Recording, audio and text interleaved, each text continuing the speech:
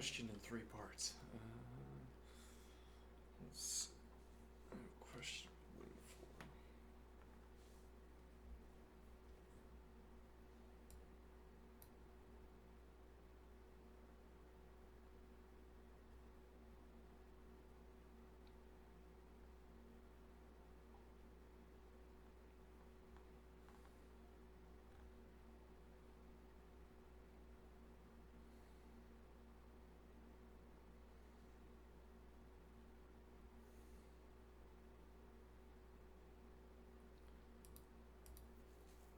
I don't know.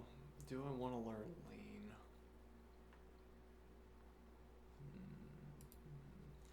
I have a question about lean 4. First, I will describe my practice such as it has been axiomatic set theory.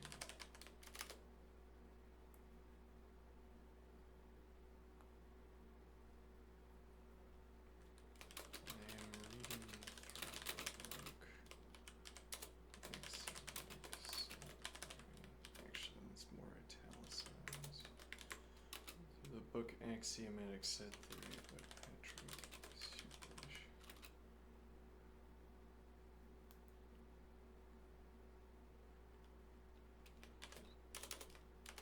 By my standards, this book has little in the way of exposition.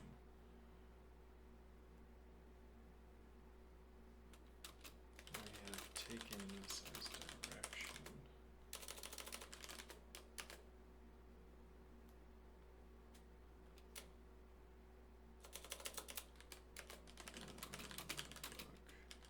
Since one theorem for the next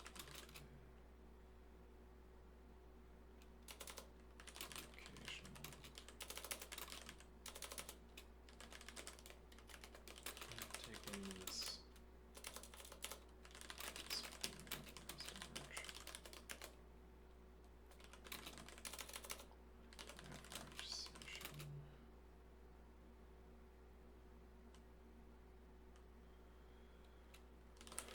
the book involves demonstrating the interderivability of the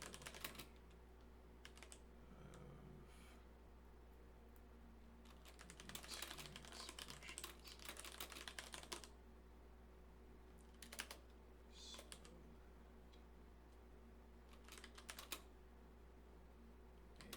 theorem expression like A if and only if B equals A. So that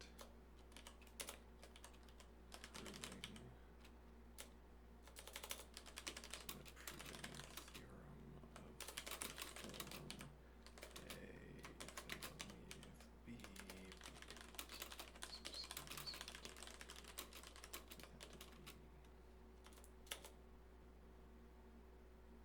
demonstrating that I can start at A and end at B without stepping down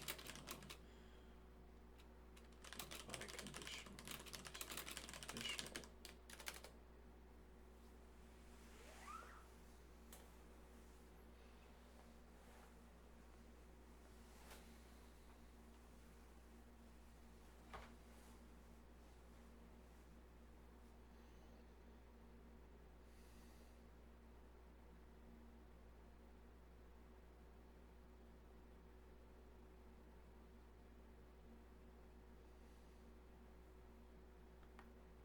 Stepping down the biconditional into a conditional is too wound up in my own practice. Maybe.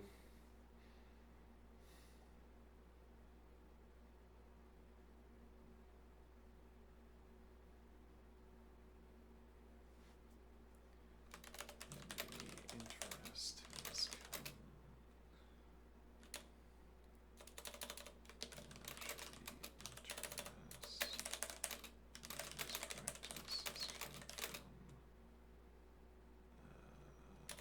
Making higher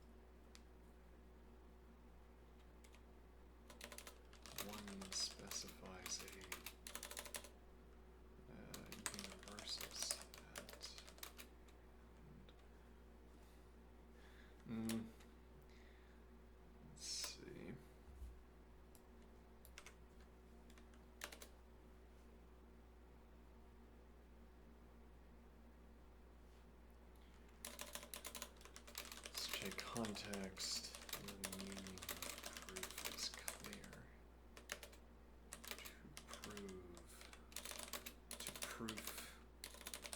prove is to demonstrate interderivability.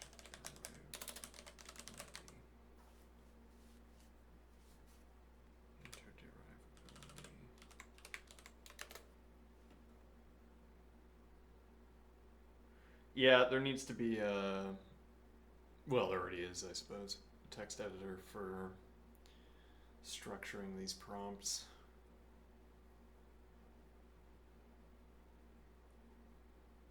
I get the sense that using words,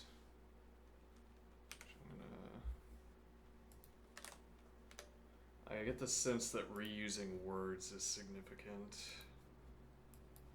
Model theory.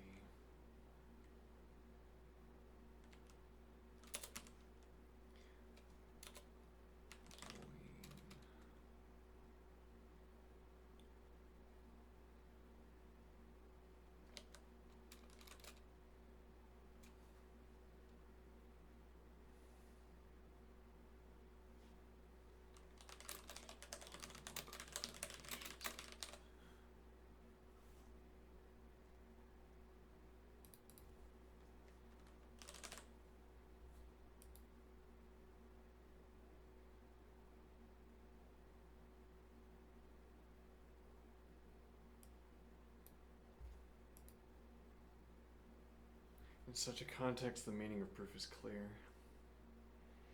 To prove is to demonstrate interderivability.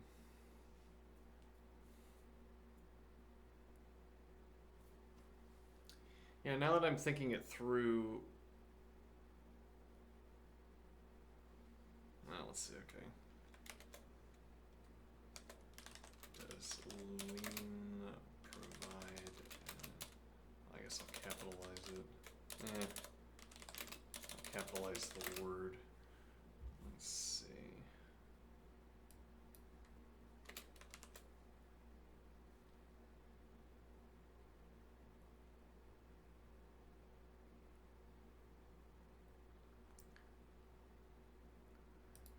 Does lean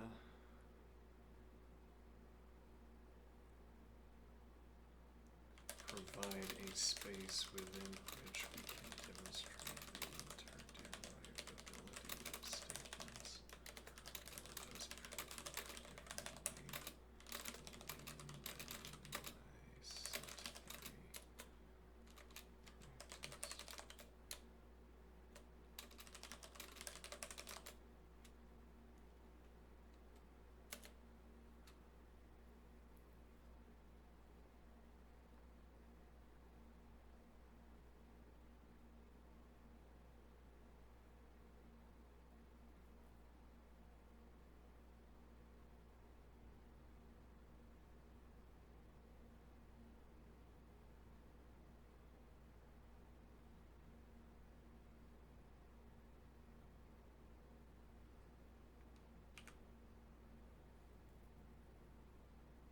this could have been comma and uncapitalized.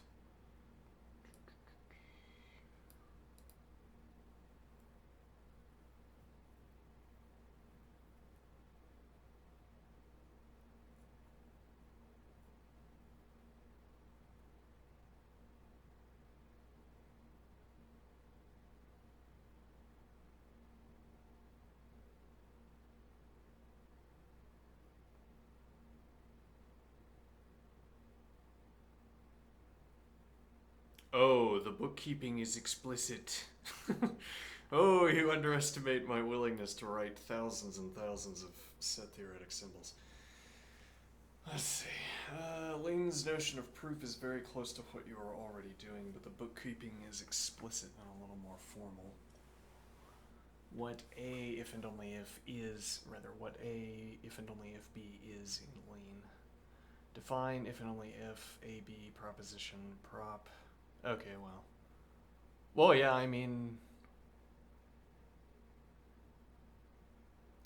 A if and only if B is literally an and of the two directions. So Lean's kernel recognizes a proof of a bicondition only when it can see A then B forwards and B then A backwards and packages them with and intro proof 1, proof 2 tactic. Constructor does that for you. I see.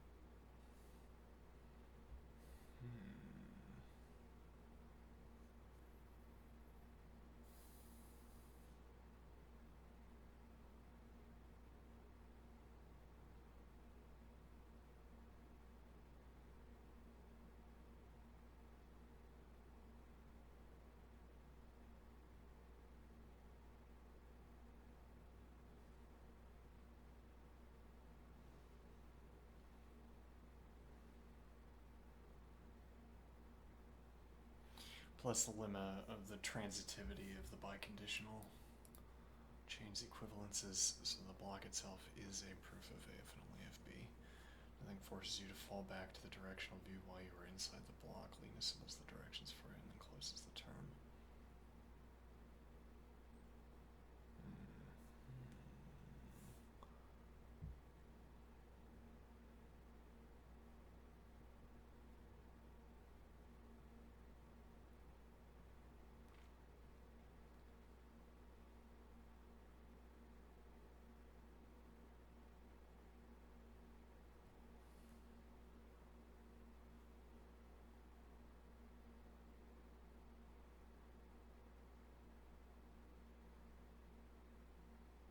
Not A or B if and only if not A and not B. Classic. Classic of the genre. Alright. Intro H. So we have our constructor. We introduce H. Okay. Exact and intro.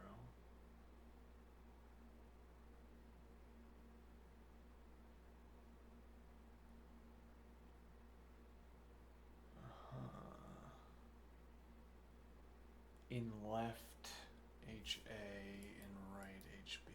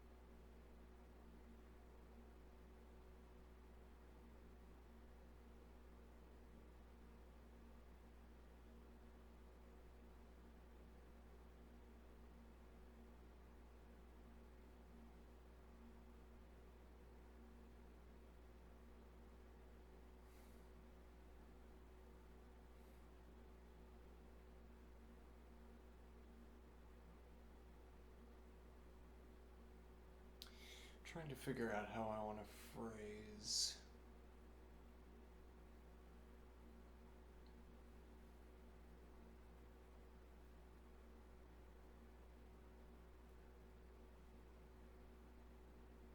Yeah, I'm afraid I don't have the words. Let's see.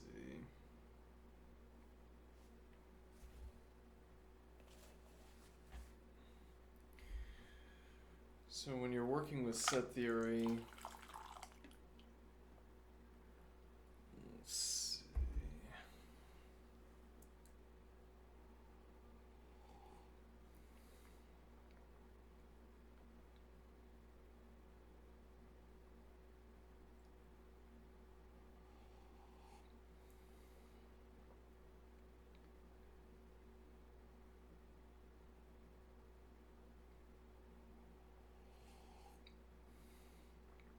I'm thinking of something like, yeah, and I need more examples in my head, more concrete examples, but I'm thinking of something like the proof of the infinitude of primes.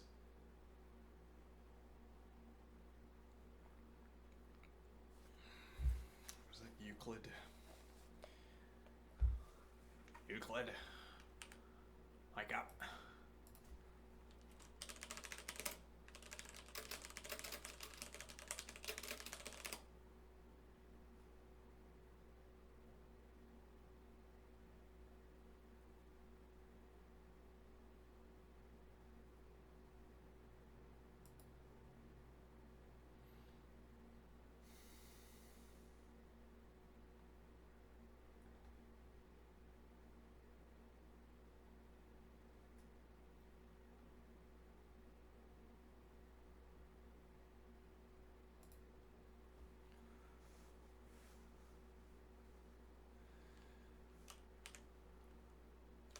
I have a doubt about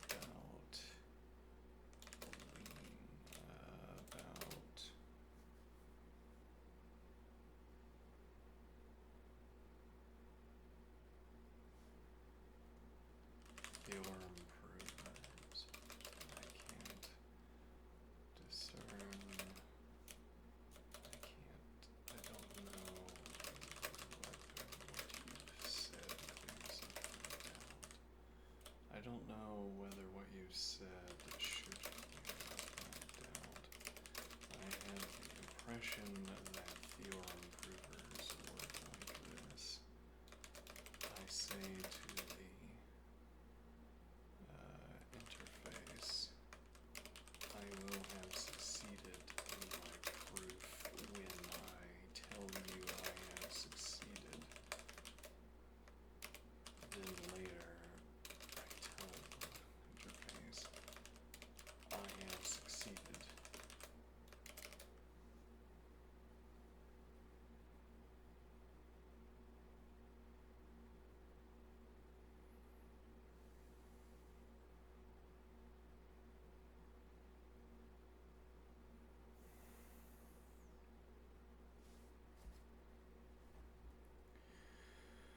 I have a doubt about theorem provers. I don't know whether what you've said should clear up that doubt. I have the impression that theorem provers work like this. I say to the interface, I will have succeeded in my proof when I tell you I have succeeded. Then later, I tell the interface, I have succeeded. The interface says the success condition was an announcement of success, so this must constitute success.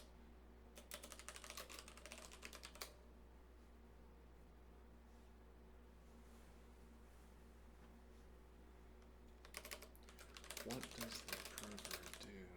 Does the proof assistant do exactly to keep me from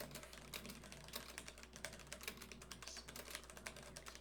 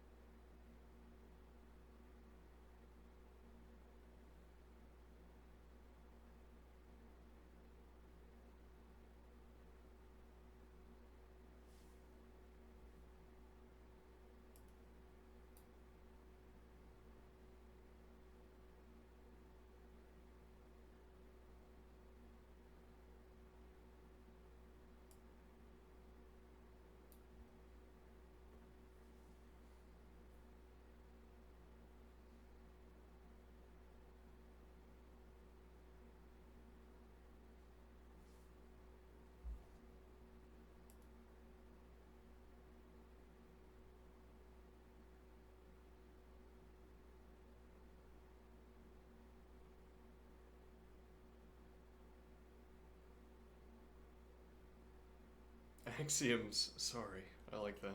It's funny. Let's see. I mean, rather, I like that. That's the feature of the programming. I like that's how they named that feature of the programming language.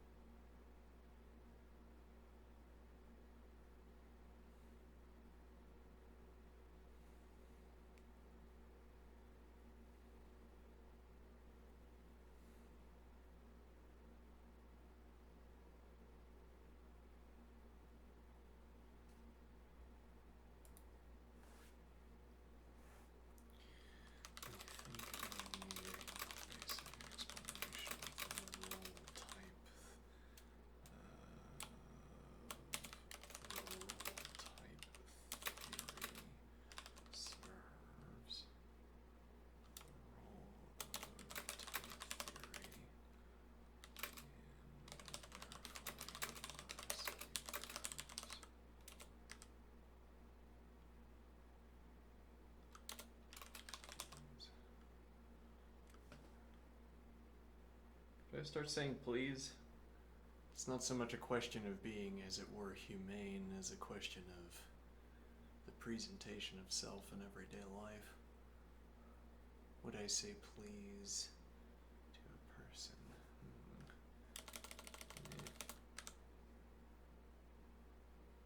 And I don't think it, I know it. Basic explanation. I need a basic I need an explanation of... Could you give me an explanation of the role of type theory in verifying the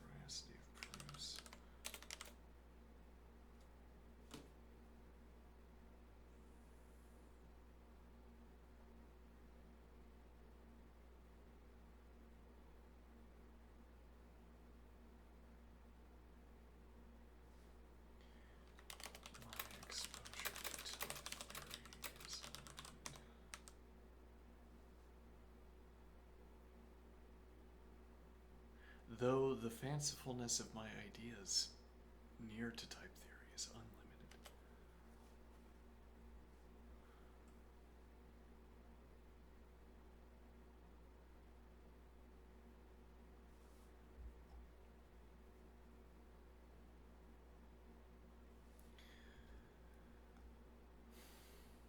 It seems like it seems like this is saying if you can produce a term of the correct type according to a rule, then, well, so I guess then proof, like your proof statement would be I can produce a term. Well, and this mentions that, let's see, classical versus constructive. Lean's logic is constructive by default. I can produce. All right, let's see it. 5-minute crash course in the core ideas. All right, let's see. Oh, let's see. Below is a bird's eye tour of why modern proof assistants lean on type theory and how the mere act of type checking delivers the guarantee you want. Look at that. Why replace proof checking with type checking? Mathematical proofs in notebooks or papers are written in rich natural language. Not in my experience, no. Verifying them mechanically would require an AI that understands every informal move. Not in my notebooks. Type theories. Lambda calculi with carefully chosen rules give us a syntactic notion of proof. A proposition is encoded as a type. And proof is a term that inhabits that type.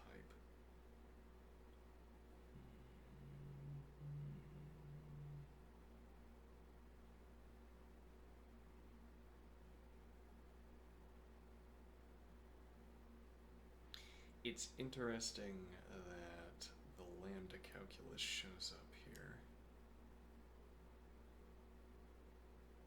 Proposition is encoded as a type. A proof is a term that inhabits that type. Checking whether a term inhabits a type is a purely symbolic computation, no judgment calls, so a few thousand lines of kernel code can do it. This is the Curry-Howard correspondence in action. Proposition corresponds to type. Proof corresponds to a term or a program, and a proof check corresponds to a type check. Okay.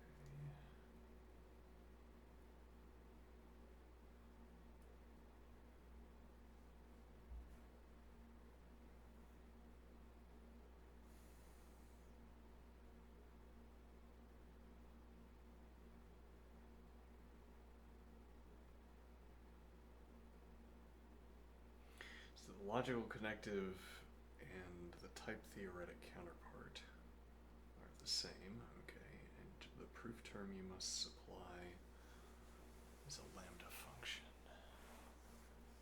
Okay, A and B product A by B.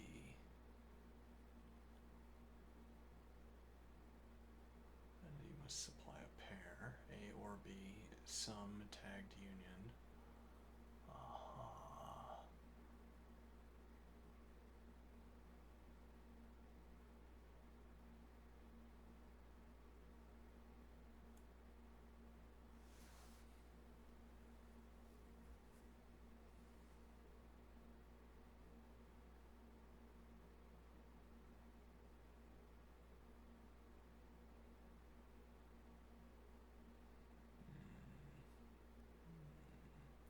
Every inference rule of natural deduction becomes a constructor or eliminator for one of these types.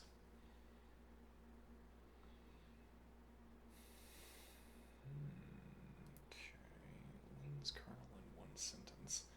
Lean stores every theorem as a closed lambda term. To accept theorem T is such that P is equal to T. Yeah, we're gonna need even more. I think this would probably become clear if we started using it. Maybe.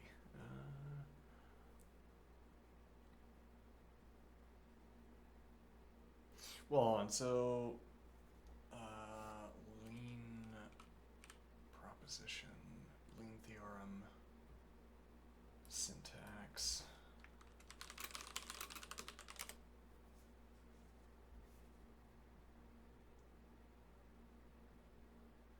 They're improving in Lean 3. Oh no. Outdated. Yes, indeed. Let's see. Oh, they're improving in Lean 4. Not outdated.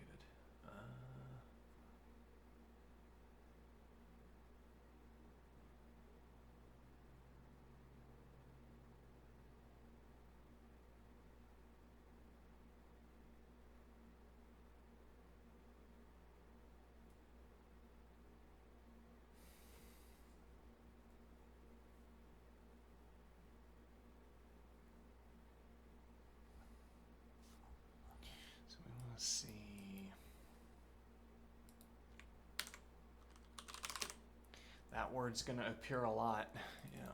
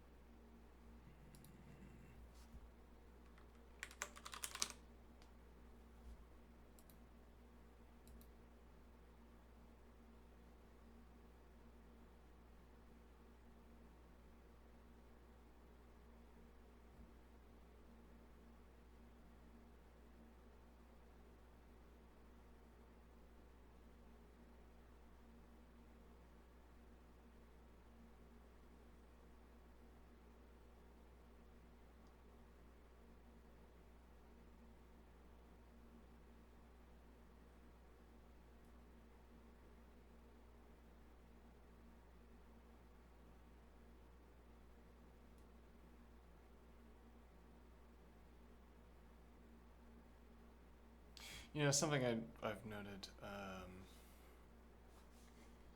We got really lucky with Racket having excellent documentation.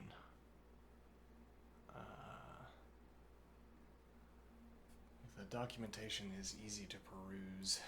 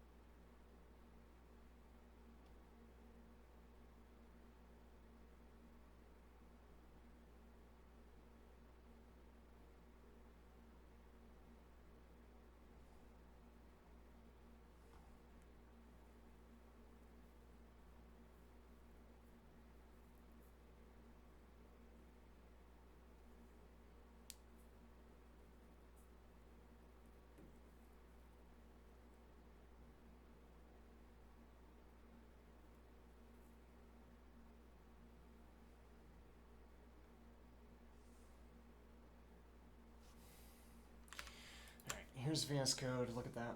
There it is. Let's see.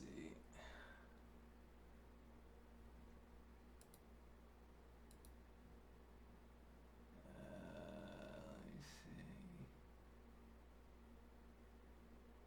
Git. Why do I need Git? Lean 4. What am I gonna be getting? Am I gonna be posting to Git? Let's see. Lean 4 Git requirement. No. Rather, not learn 4. Sorry about that. Google. Lean 4.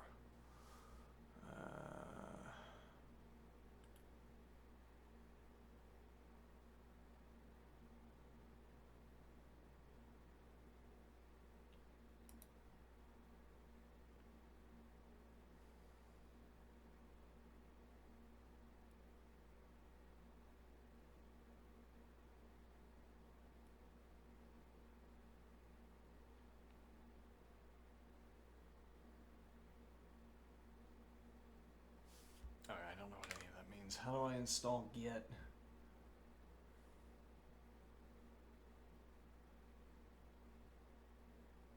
Oh, look at those colors.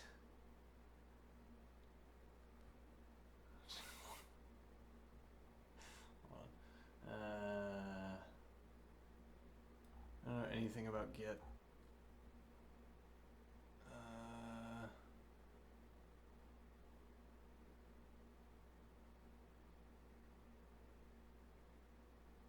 We could install that, sure. Do I trust? Yeah, don't care. Alright,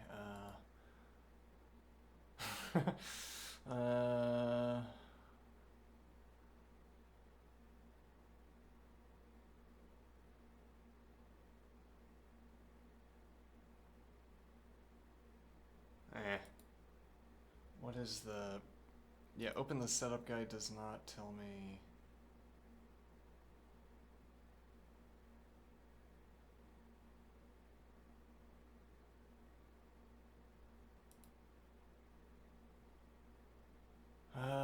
Yeah, this stuff, this kind of thing makes me want to quit every time I start a project, and I don't know.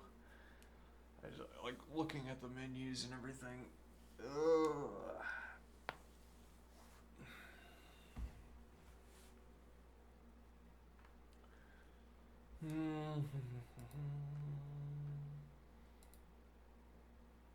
Oh.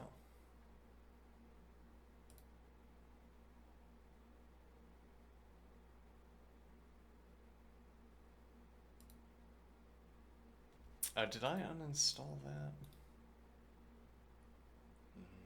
Git. There's Git.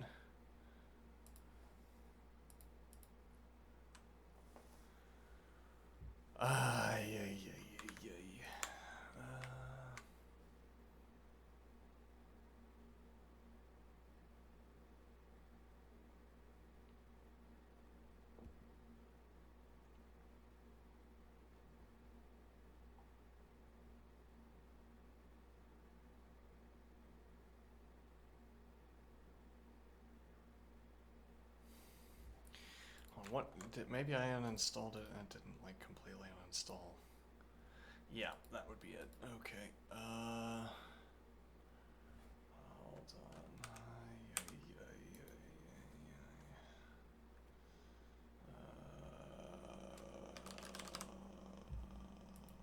Probably that uninstall. Did I ill-advisedly hit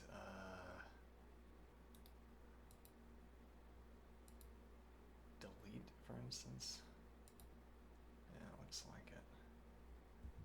Okay, now I gotta get for window. Okay,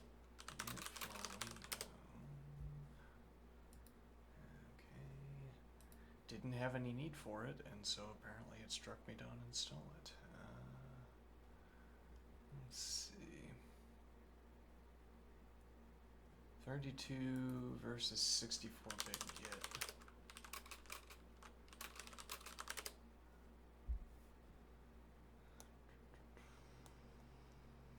Okay, fine. We'll do 64-bit. I believe it.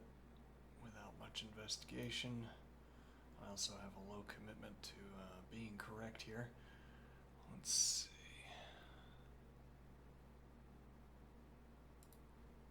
Alright.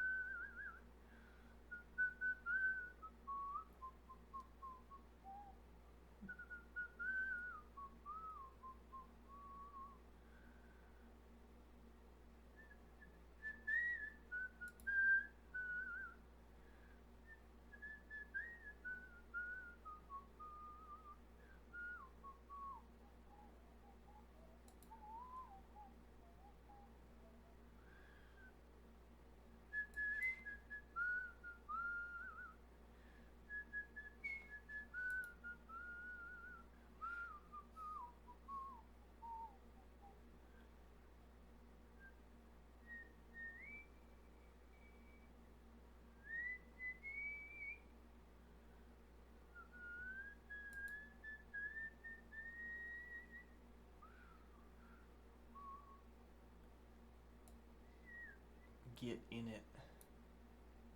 Yeah,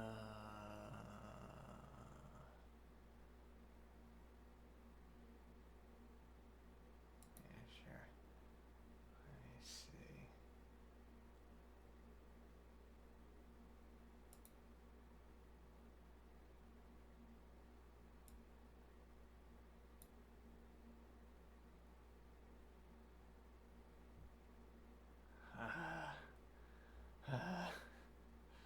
Shit, I don't know. I don't know any of this. I'm not. No. Use this. Use the default here. Let me see.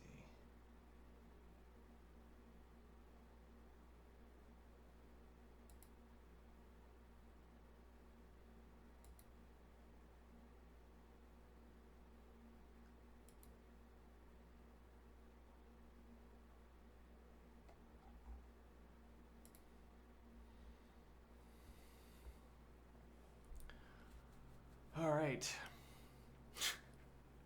Anxiety levels through the roof.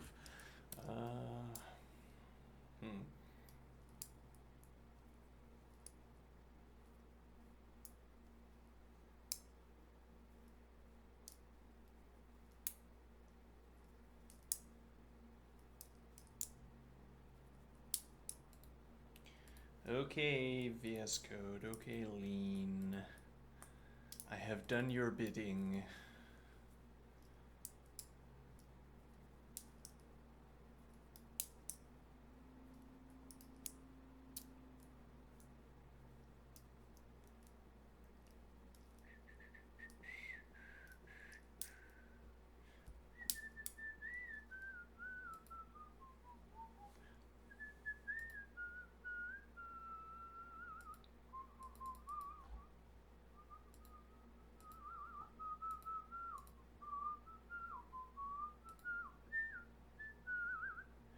No, I would like to choose the language.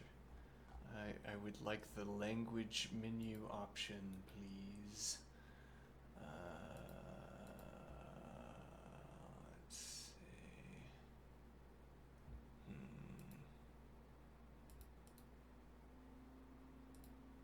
Oh no. No. I don't know what I'm doing, chat. I don't know what I'm doing.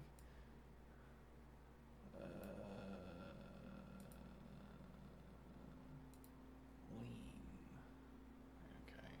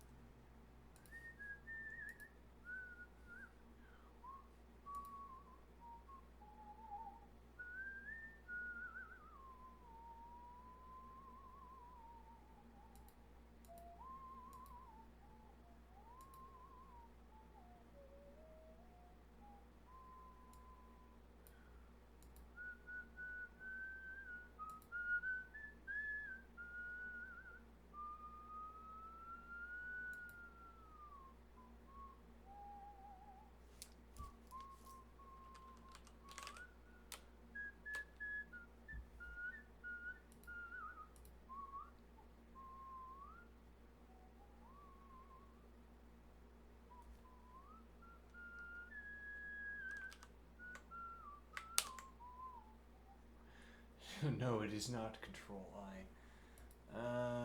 Boy. Why is this unhappy? What's going on down here? Why are you unhappy? Is this something I can do? It's not. I guess not. All right. Lean. New project.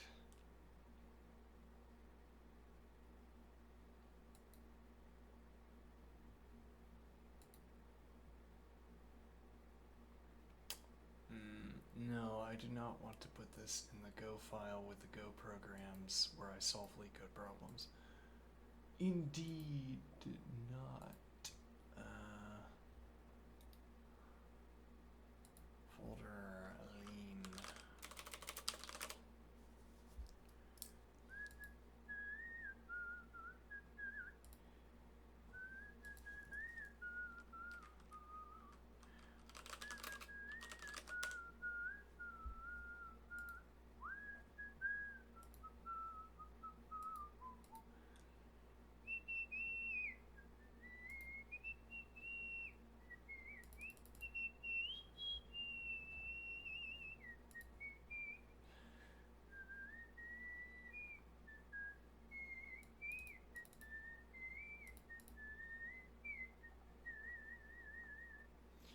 Uh-huh. Well, there it is.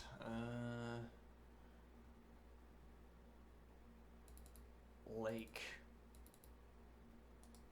I like the word. I don't know about its use in this context. How do I... Okay, interesting.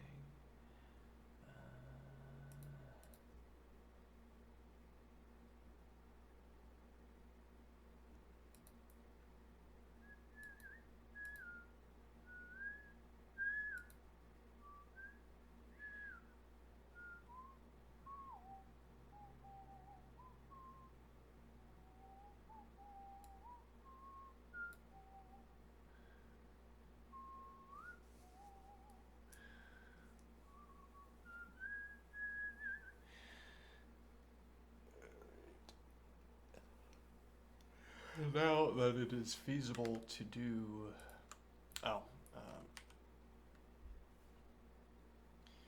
Now that it is feasible to do...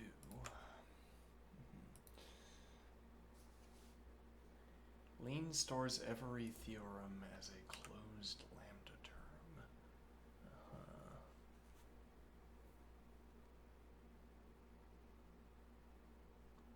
Does the term T type check against the type P independent type theory?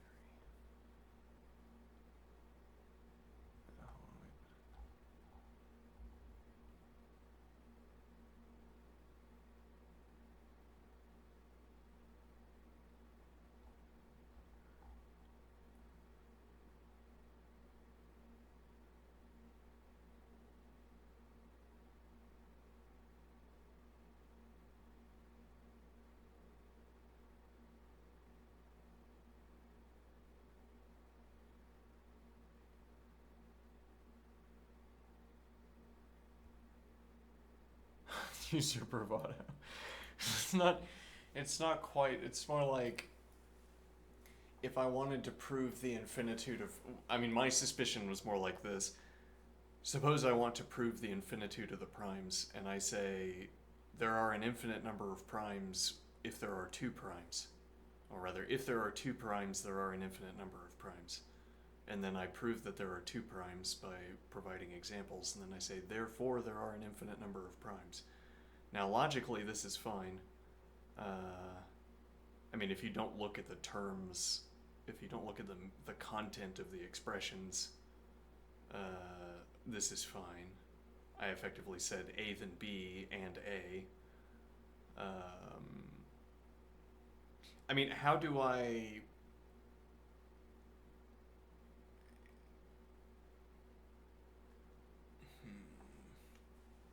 When I realize that there's some clever observation that allows me to demonstrate the infinitude of the primes, how is it built in that making my clever observation, outlining my clever observation, serves as a proof.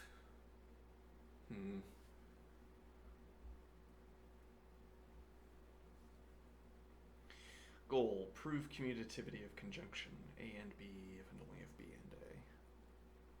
Okay. Example, AB proposition A and B if and only if B and A.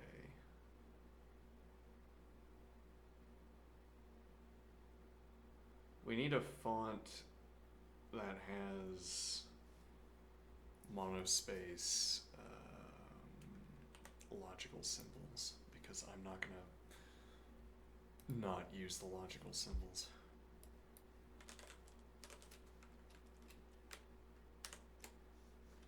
Those are fine.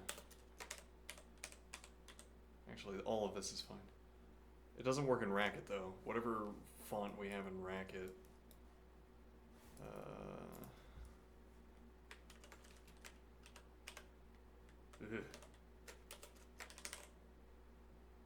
Actually, strangely, the negation consequent and negation conditional and biconditional work, but and or there exists all. Maybe the empty set is monospace, but then maybe not.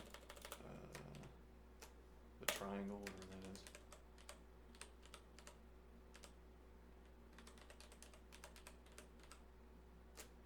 Yeah, it's like not really in the font.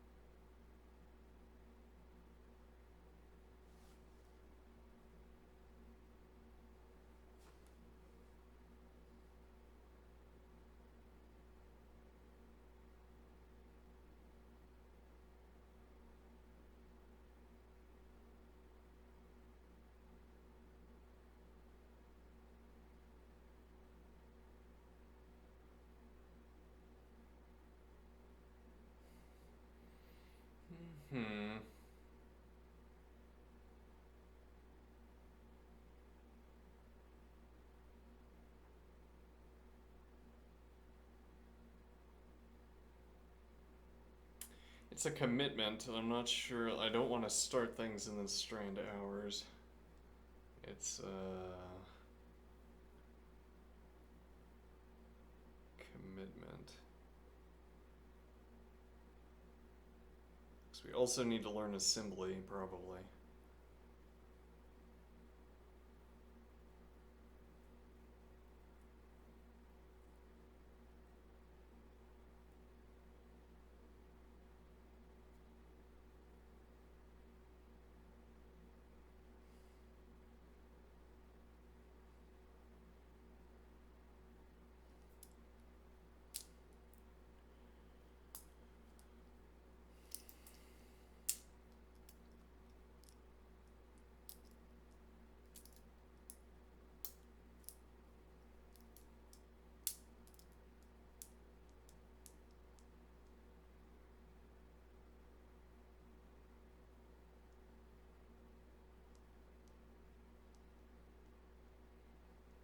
Hmm.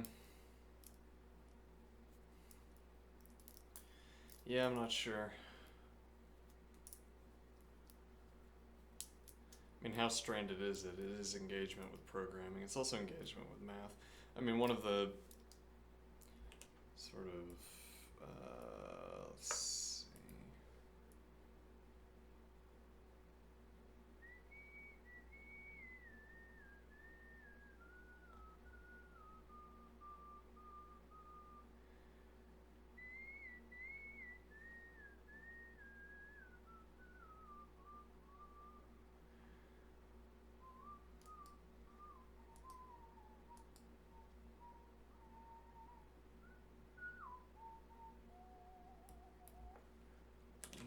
For mathematics.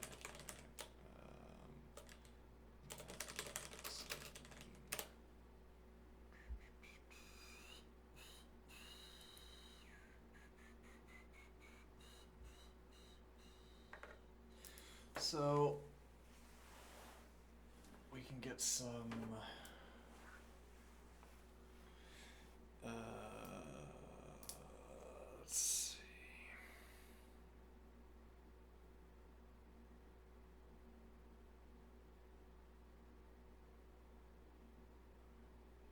We can get some engagement with math and claim that the time is less stranded if we decide we want to move on to something else.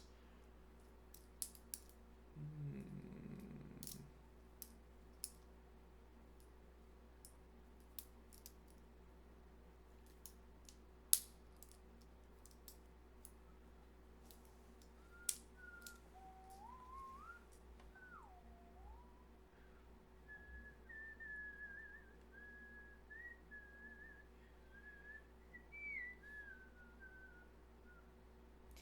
Yeah, I mean, what I'm thinking, or what just struck me anyway, what you want out of a system like this is that you could get a sense of the math by looking at proofs, and you'd say, that's a strange thing to do with a lean proof, and its strangeness is sort of identifying, in a way, like each branch of math and its proofs are going to be strange in different ways.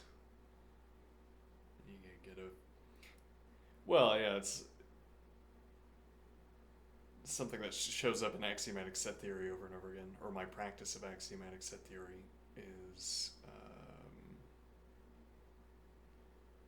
well, one point is regularities in tactics, regularities and transformations of expressions.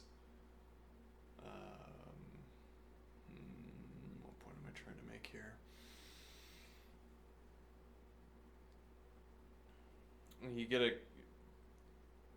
I don't know how I would talk about this feel, but you get a feel for the theorems by what you have to do to perform the transformations. I mean, in a way, as I am thinking about it, the mathematical properties of set theory are not about its contents, but it's about the transformation rules. But also, it's first, like the mathematical characteristics of set theory are the transformation rules first, and then later higher order observations are about regularities in application of the transformation rules. Um, hmm.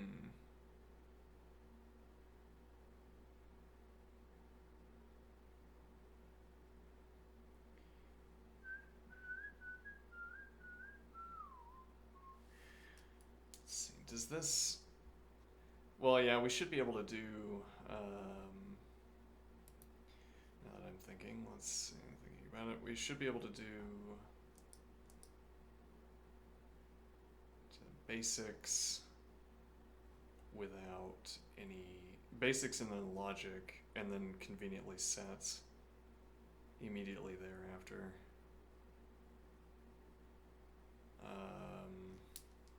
All of which we could do without specifics, and actually elementary number theory as well. Maybe more difficult to do things beyond that, any of the chapters beyond that point, but okay, yeah, we could learn lean, we could do that. What I want to learn fourth. I want to learn fourth.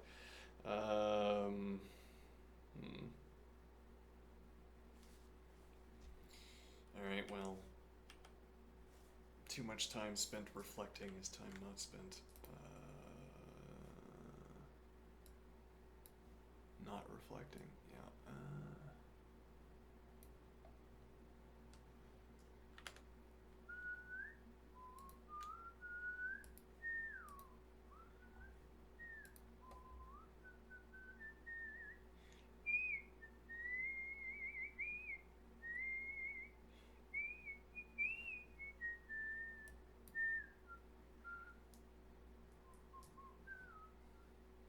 Alright.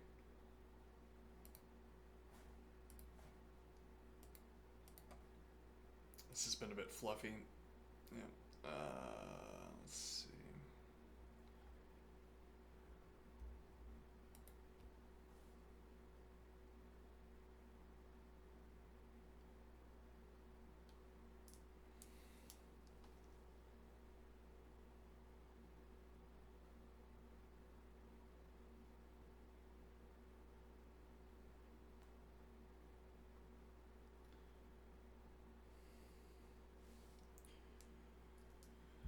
Let's go to a different room real quick. Alright, let's see.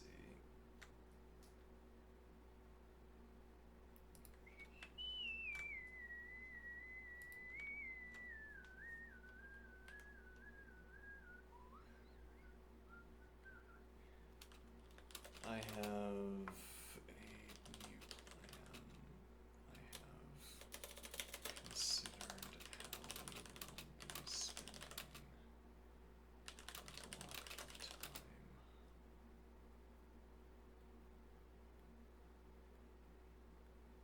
I have considered how we will be spending a lot of time. I have considered how we will be spending a block of time. I have allocated spending the block of time. I've considered how we will be spending. Yeah. Let's see.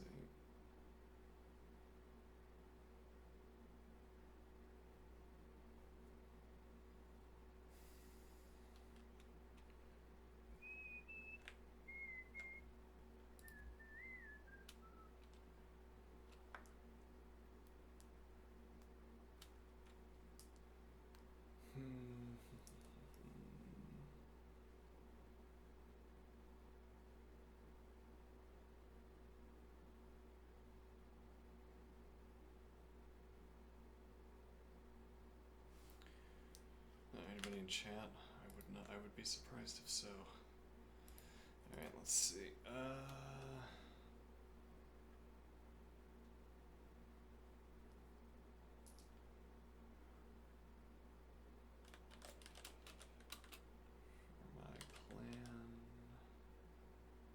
For my plants to help them thrive.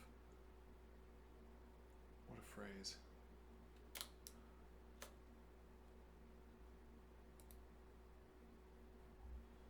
Right. I have reflected on our planning session and the plan is shaping up like this.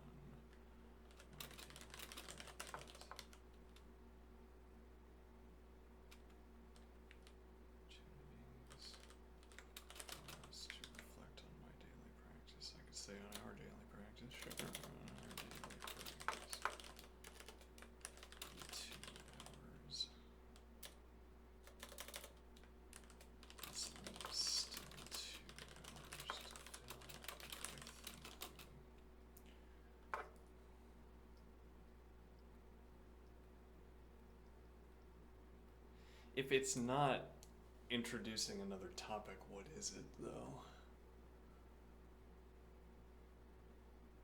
I mean, we might say it's too much to introduce another topic.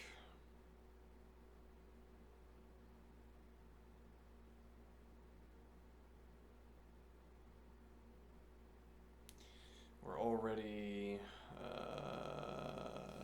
me see. We're already working on calculus, axiomatic set theory in the LeetCode. Though, I mean, it's 3 subjects. Yeah. Though, who's to say that the best scheduling schematic is school? I mean, I'm thinking about this like courses, but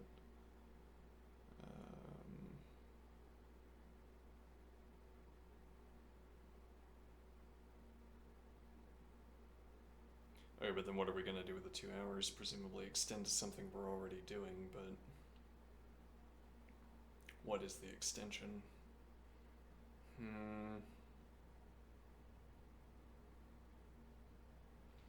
Well, we could code and rack it for 5 hours a day. Probably I could do that without chafing.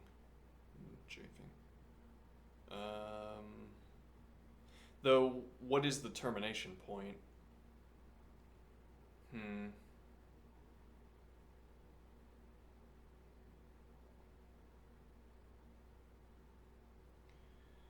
We could...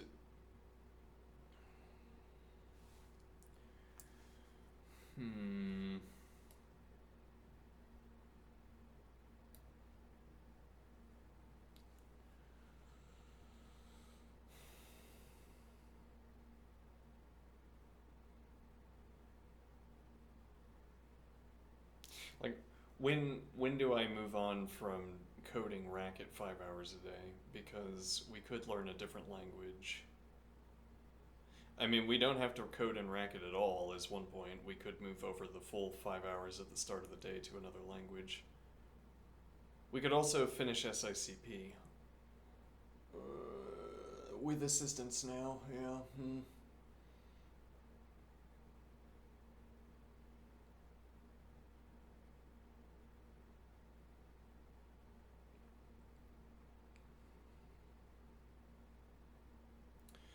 That seems like a reasonable idea.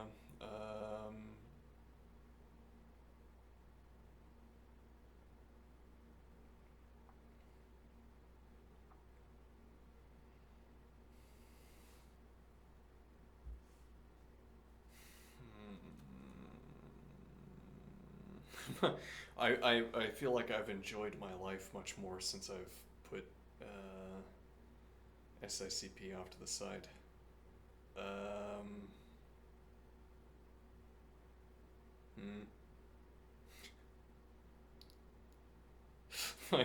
My enjoyment and appreciation of life has increased.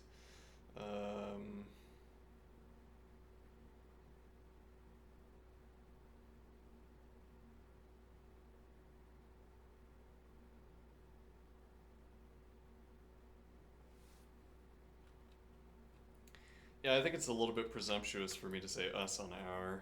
I'm gonna say for me to reflect on my daily practice. This leaves still 2 hours to fill, while I appreciate a turn of phrase.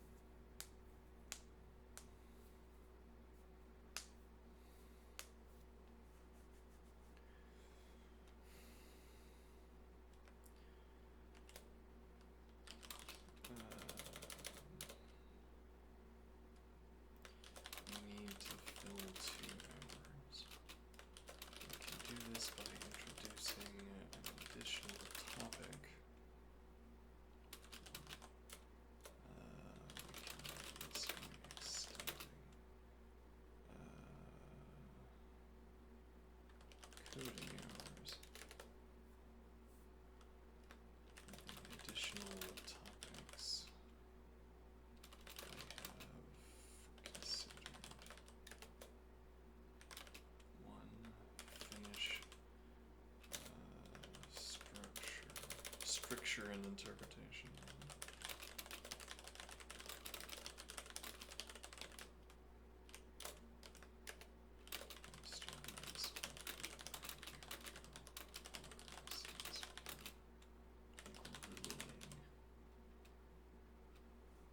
Grueling. Ruling.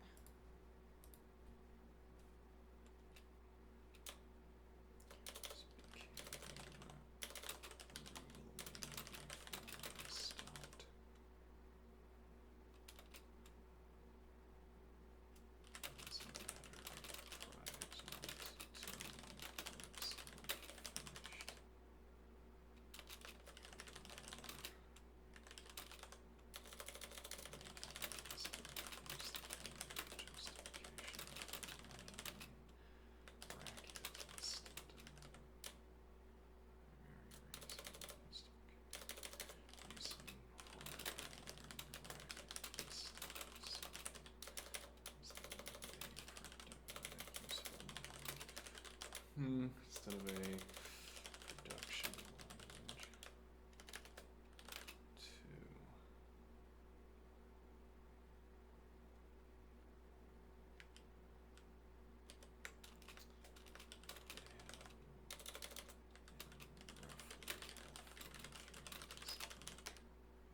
Started this book over a year ago. Progress became grueling before I stopped. Okay, 2. Learn a production language. E.g. Go.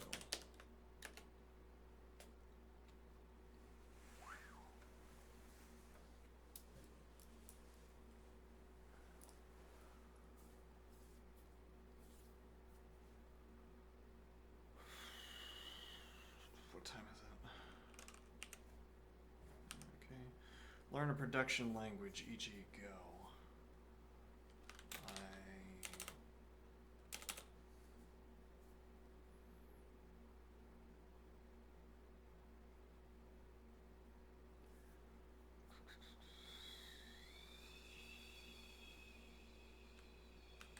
My life needs to be three-sided. Math, computer science.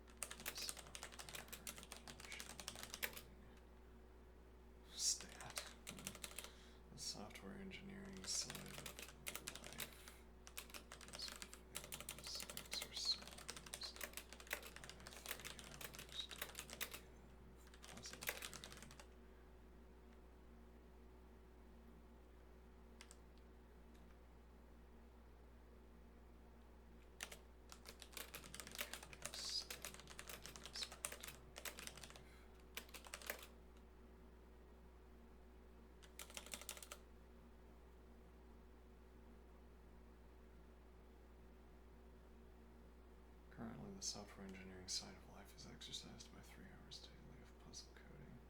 You can extend that aspect of life.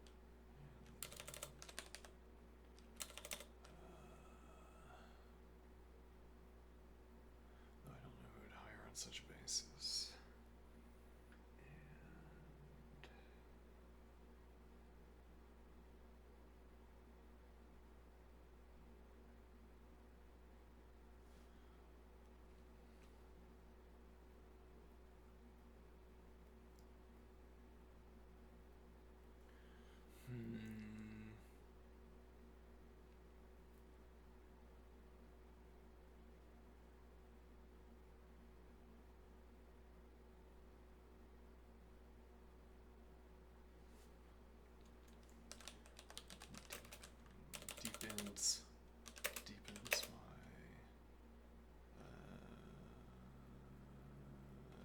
exposure to software. That's my exposure to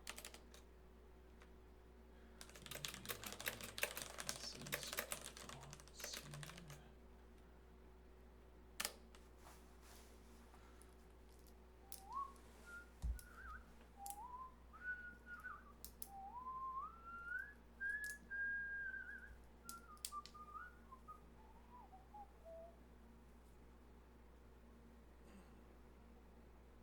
Finish structure. Let's see. Hold on.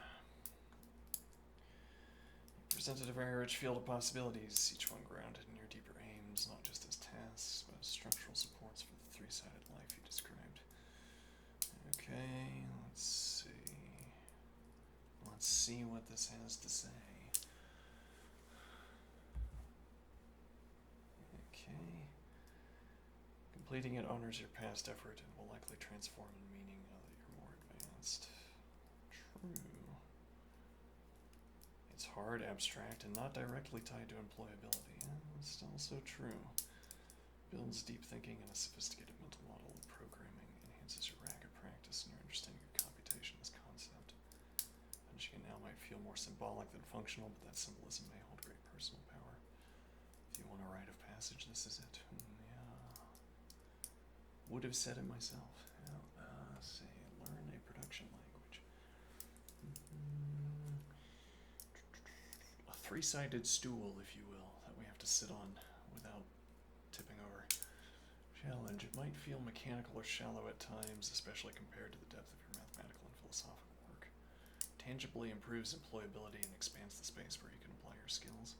Go in particular has good tooling, concurrency models, and a wide community. This could be an anchor activity, practical, learnable in small steps, and reinforcing your engineer self. Okay, if you're feeling the need to stabilize your life structure, this is strong. Indeed.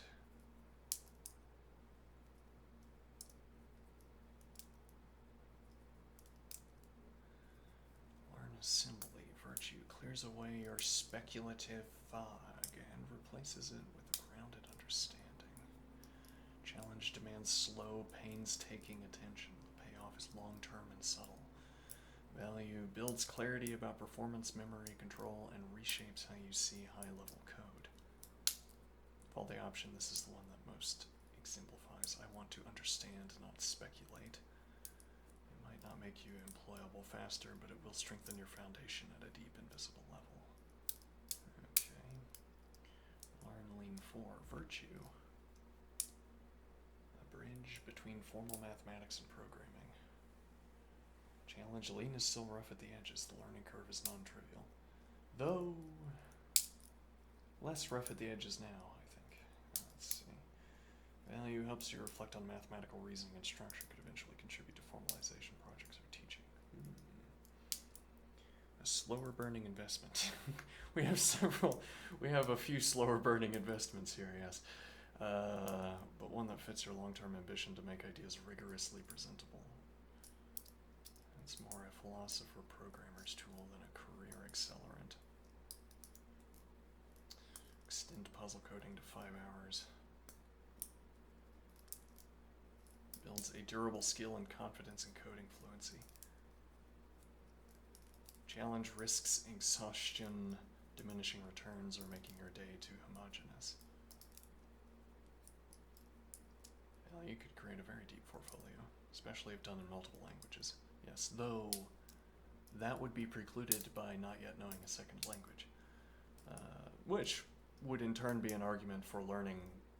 Yeah, I mean, if I'm already going to do the reasoning for learning, if I'm already going to do the reasoning to solve these LeetCode problems, I could do them in 2 languages.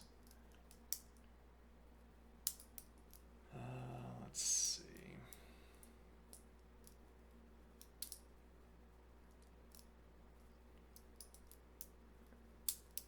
This might feel less alive than your current mix, but if you're in a rhythm, extending it could lead to surprising insights and solid technical growth. There's a way you could synthesize these ideas. making everything right on a single choice. That's like a schedule, yes. Treated as a slow, sacred read. Interesting. Production language. Rounding and practical.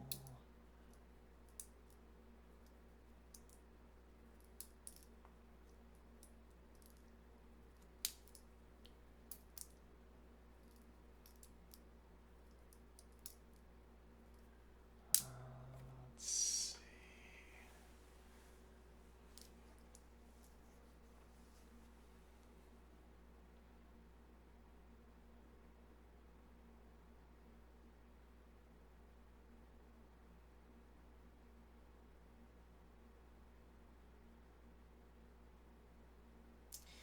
Maybe what this points to is that we could make 3 hours of coding, 3 hours of puzzle coding more optional.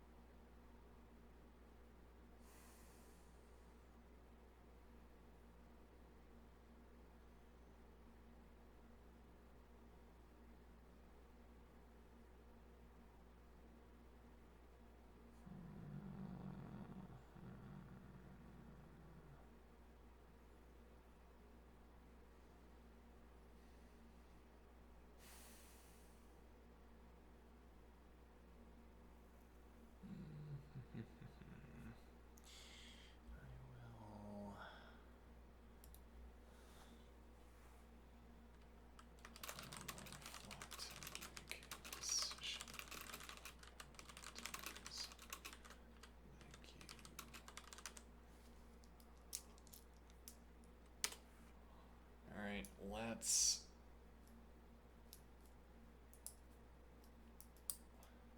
This... Enthusiastic about that one, yes, I am too, though it's, that level of enthusiasm is difficult to maintain. Let's see.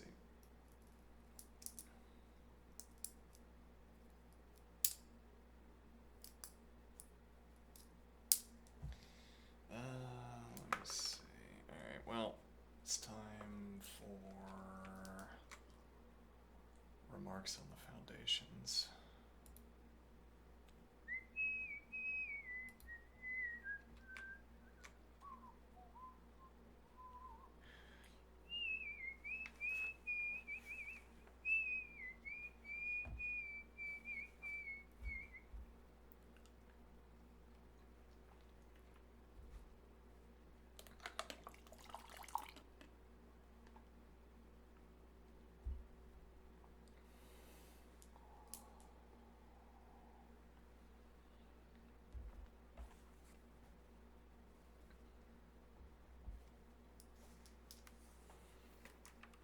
Alright, I'm gonna take a break.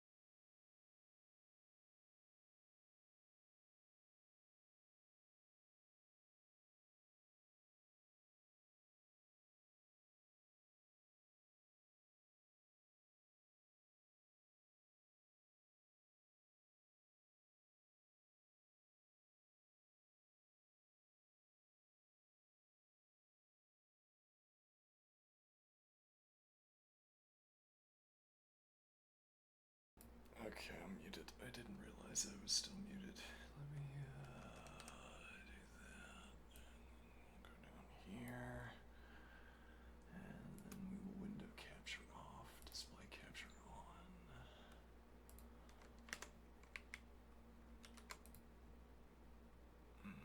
That's not the way to do that. No, indeed not. We're gonna have to figure this out. Have to memorize the technique of putting my camera on the screen. It also depends on the size. Yeah. I could go like up to here, but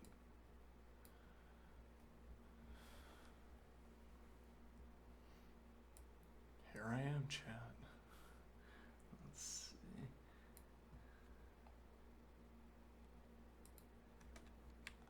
Okay.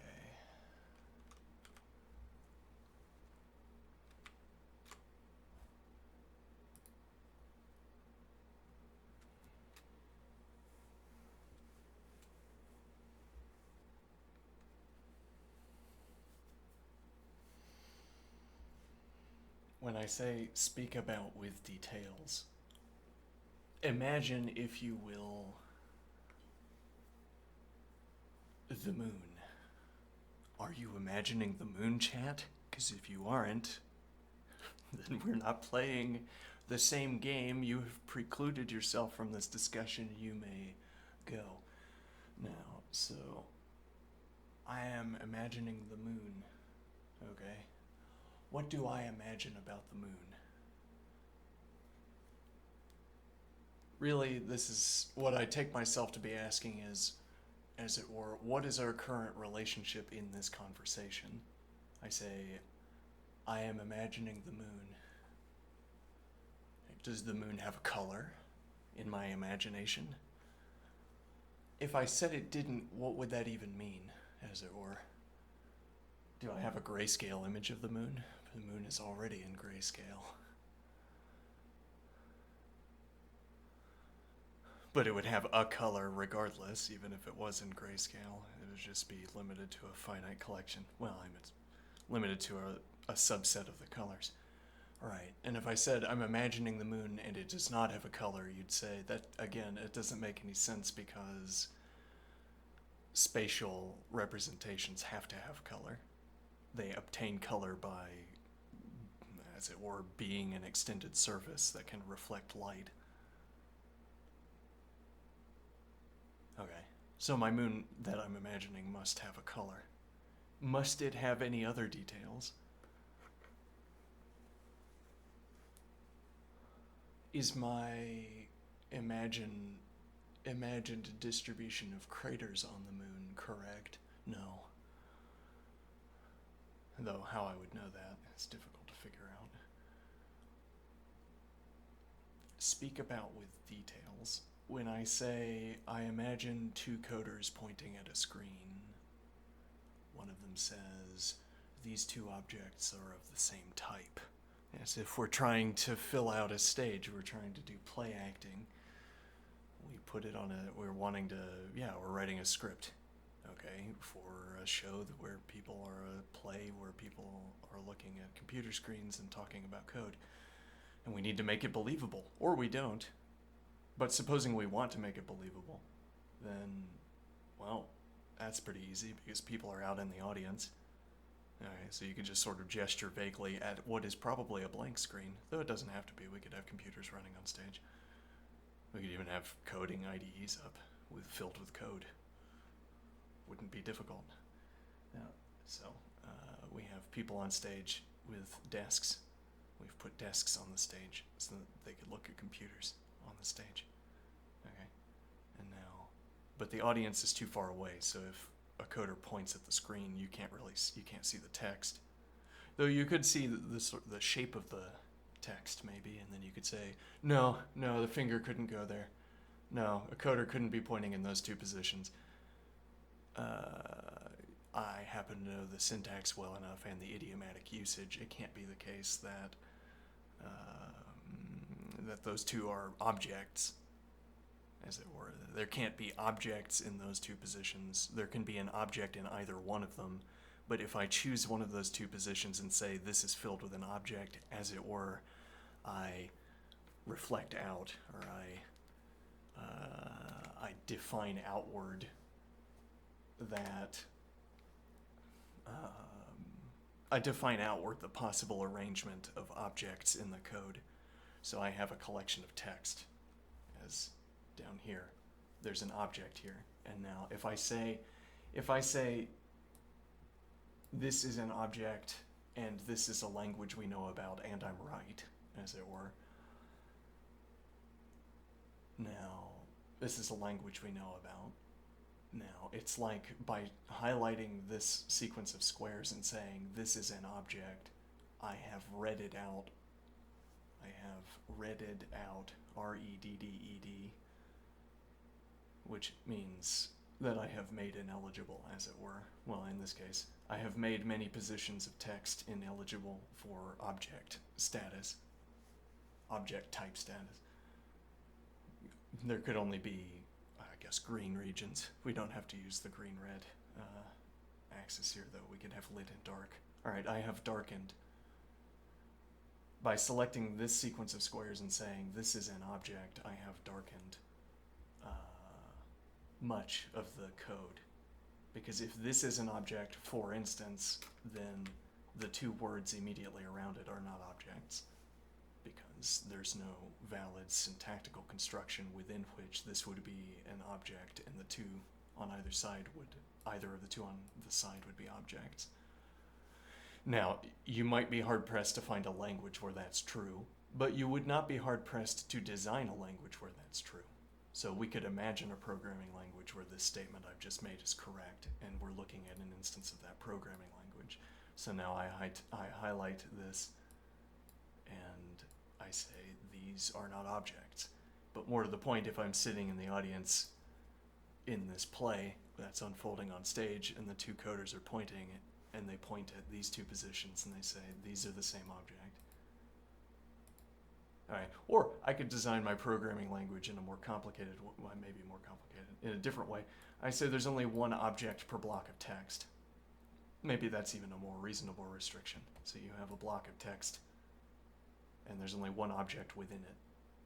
Though that would also explain why you couldn't have more than one object on a line, so this would actually be the same setup.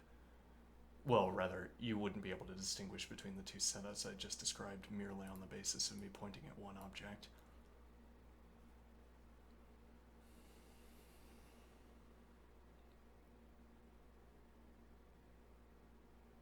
Now, what is my point? So what I'm pointing at on screen, rather, what the two coders... Right, well, I interrupt the play. I stand up and say, no, what you have there is a classic SICP structured racket program. You have, it's basically Scheme, yeah. Well, it's like a style of Scheme. You just do everything exactly like the people did in SICP, and that's your code with modern primitives. And if you have that style of code, which we know you have because 10 minutes ago when you pointed somewhere else on the screen, visible on the screen was an idiomatic structure that is only present in only extant and present in the SICP structure of writing Scheme. So we know it was Scheme code or racket. Okay, now could have been Scheme, could have been racket. All right, could have been that Scheme style imported into racket. But in either case of Scheme or racket, there is no syntax like this. There's no place where you could point and call these two objects. And it would even be unidiomatic to begin with to say these are objects, because what are we coding in Python? These aren't objects, they're functions.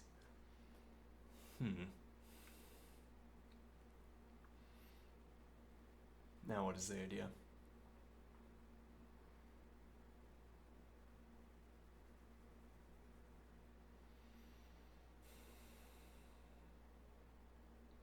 Well, but what if I don't have a helpful audience member to stand up and tell me that my script is inaccurate? Well, then I depict something impossible, don't I? Well, impossible is a strong word. I mean, it's not impossible for people to point at code and speak incorrectly, even speak knowingly incorrectly. What?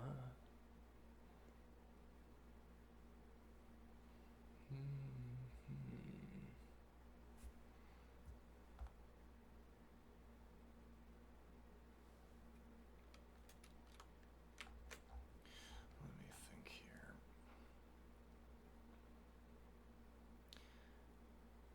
I want their situation to be like this. One of the coders is explaining a problem to the other coder. One coder says to the other, these two objects are of the same type. Now our difficulty is like this. If I select any two clusters of glyphs in this example, there is a finite maximum distance between them. We might say my ability to reference this example when talking about the two coders is limited by the combinatorial selection of glyph clusters. This is because I must point at glyph clusters in this factual example if I want to be referencing something when I talk about the situation of the two coders. My ability to reference this example when talking about the two coders, this screen state when talking about the two coders, is limited by the combinatorial selection of glyph clusters. This is because I must point at glyph clusters. So I could point at the same glyph cluster twice, but then that would be a set-aside example. We don't point at the same object and then say that we're pointing at something different. It would strike us as strange if, for instance, I had a code set up where I could point at a word and I say somewhere else in the database, someone else is modifying the code. So in 3 minutes or whatever, this variable is going to change from one type to another. Okay, and we have to think about what is going to happen when that object of that type arrives at this position in the code, e.g. Okay, now that would be a case where I could point at the same thing on the screen, the same word, the same selection of glyphs, and then I would be talking about two distinct objects in succession, but rarely in other circumstances. And it's interesting further that the glyphs don't change. I say, I'm pointing at a watched pot of water, okay, and it's not boiling, okay, and then I say, this is going to start boiling, okay, and in that case, we would have, I continue pointing at the pot of water, but now there's a visible change. The water goes from not boiling to boiling. There's a visible, distinct difference between the two cases. Whereas with the two glyphs, the two glyph clusters that are the same unchanging glyph cluster, the change is merely known to me. I point and I say, when this timer hits 0, the word under my finger is going to mean something different. It's going to behave in a different way. Okay, my ability to reference the example when talking about the two coders is limited by the combinatorial selection of glyph clusters, supposing I must reference a glyph cluster in order to give them something to talk about. Well, I've already given them something to talk about. I've already said that they talk about, I put words in their mouth anyway. Okay, and what could they have been talking about given that those were the words in their mouths? Well, the word in one of their mouths.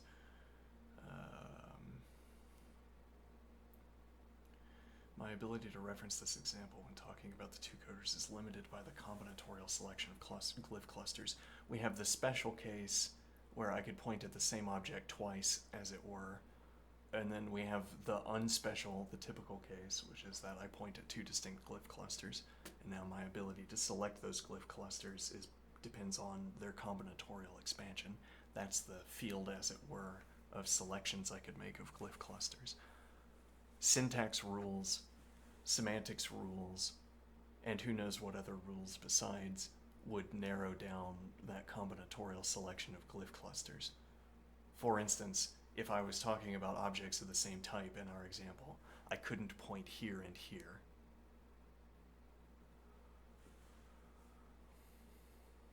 Unless I was engaging in the unusual behavior of pointing at the same object with both fingers.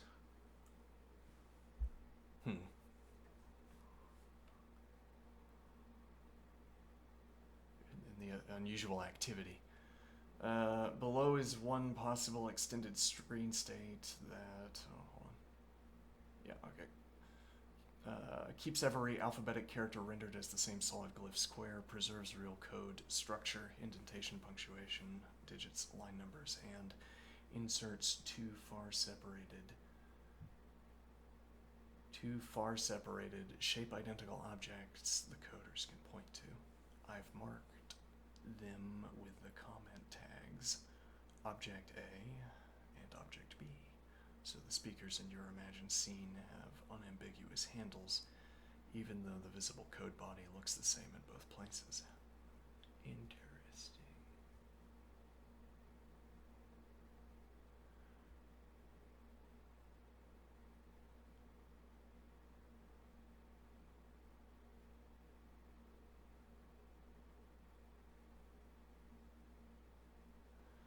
We could color the squares. Well, actually, I don't know that we can do that.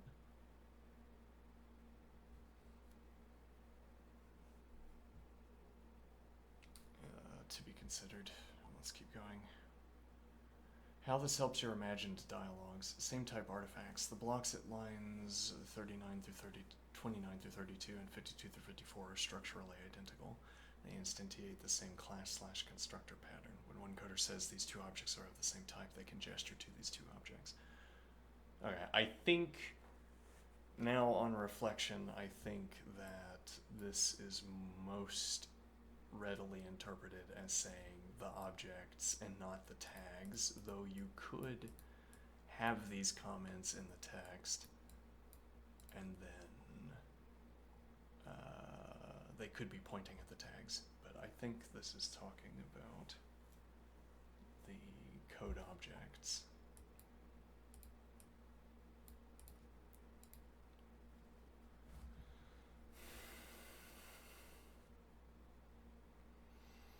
Wide separation. The long gap, lines 40 to 47, ensures the two glyph clusters are no longer near each other.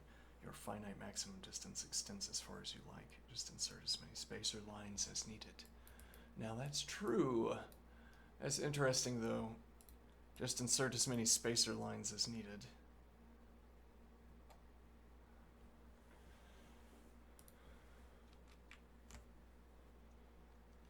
I am going to work on...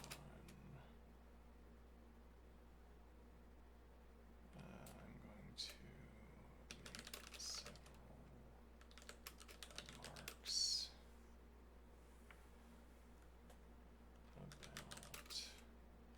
about yesterday's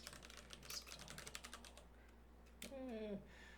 We could also just keep this backstage. I'm saying... Let's see.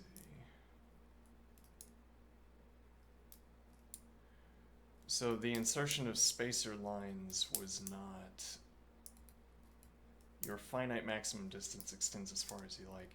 You'd note that if I'm pointing at two objects on the screen, increasing the number of spacer lines does not expand the combinatorial expansion, does not increase the cardinality of the combinatorial expansion, combinatorial selection. It doesn't change the number of glyph clusters. Now, there just happens to be a coincidence between space on the screen and glyph clusters because the deposition of glyph clusters on screens follows various rules, which is only to say that coders have a practice of leaving just as many spacer lines as they do. They have a practice of leaving just code in the way that they leave it. And in such ways of leaving code, there is a coincidence between talking about distance in a buffer and talking about where objects are located relative to each other. The more precise way of doing this, perhaps, or a different way of doing this, is to talk about string positions. I could say the program is a string, okay, and I could talk about code by referencing string positions. the code between these two strings, e.g. Okay.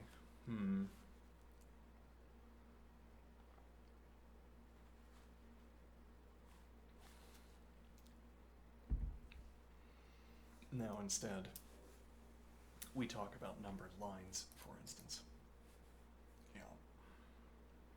And on numbered lines in actual practice, yes, we have to suppress the naysayer. The naysayer. Nay. For you see, there is a different way of coding where you put 10 line breaks between every letter, and then space becomes an unuseful proxy for talking about the locations of code objects. And I say, I don't care that that could be done. It is irrelevant to the discussion. In this case, given actual practice, there is a coincidence between talking about code position and talking about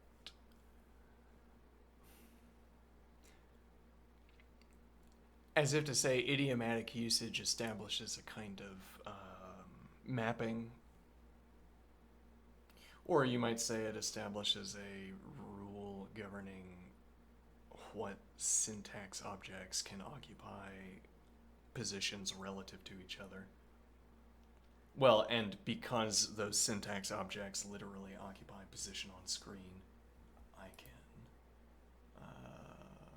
I can call this a distance. I can map this through, as it were. I can compose this onto a mapping to distance, as it were. So now I use some function to select a block of code. Then I gesture somehow towards the code. Once I say, I'm looking at this block, okay, and you think, I know what object this corresponds to, and now I say, instead of talking about the object, I'm going to talk about the distribution of code, of glyphs. Okay, I'm going to talk about the distribution of glyphs instead. Alright.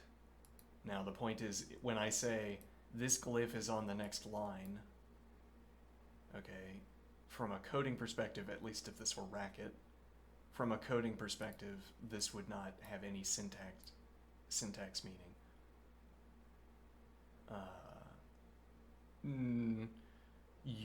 Okay, I mean, you can conjure a case. The case where I split a word, case where I split a variable, or split word, I guess I want to say.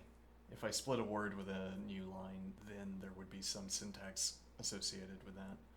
Though, suppose I had something in advance, I knew I was going to split the word, and I combine words together, and then I split them later. And then I have two variable names, and they're both correct. That'd be neat. Let's see. Now, so what is my point? We're saying line breaks are not syntactically active in Racket. Okay. So you could code the Racket code in such a way, you could place the Racket glyphs, as it were, in such a way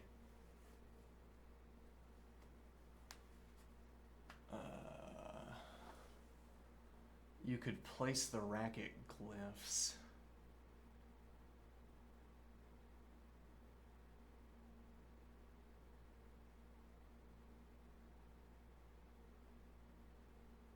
let me think here. So I had to come up with some way of we're talking about a kind of sequential mapping that gets us from talking about abstract syntax to talking about distance in the IDE, distance in this screen state.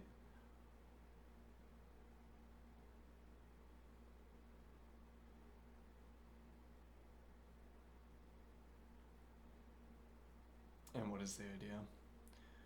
Distance in this screen state.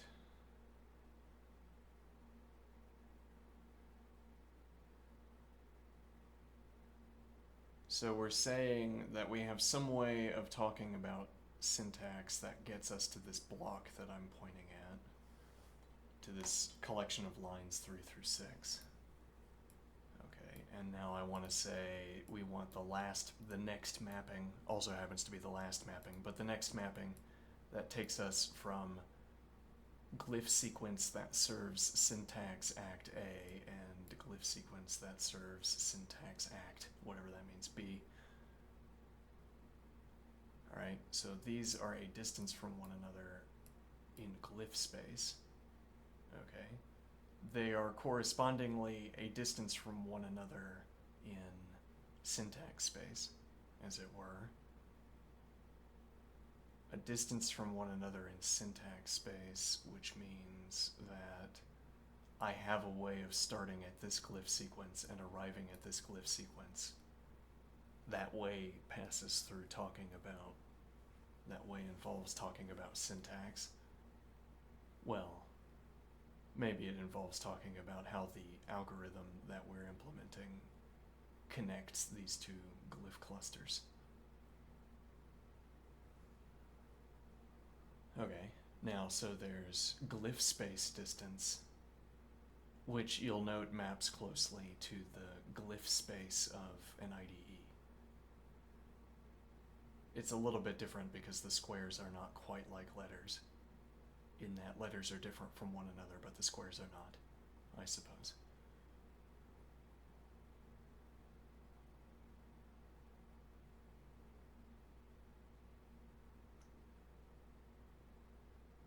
There's a glyph space distance between this cluster of glyphs and this cluster of glyphs. Okay, there's also an algorithm distance. The algorithm distance, we're supposing, is a kind of formal method for starting to talk about any given glyph cluster and ending by talking about another glyph cluster. Some systematic way that I could adopt, whether fully determined or whether I have to have some kind of creative act. I select a glyph cluster and I have a formal language that will allow me to reference some other glyph cluster if I find the navigation, if I find the routing. Okay. Now, when I talk about algorithm implementations, for instance, I could designate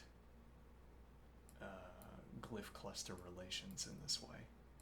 I could say that you have a syntax object that holds these two, you have two syntax objects that hold a specified relation to one another. Okay. What am I trying to say? If I'm going to implement an algorithm, I'm going to have a distribution of glyph clusters. Okay. So far, we haven't described anything erroneously. We also haven't added more than there is. We haven't described less than there is, nor have we described more than there is. When I implement an algorithm in code, I will have a sequence of glyph clusters. Okay. These glyph clusters will have different spatial relations to one another.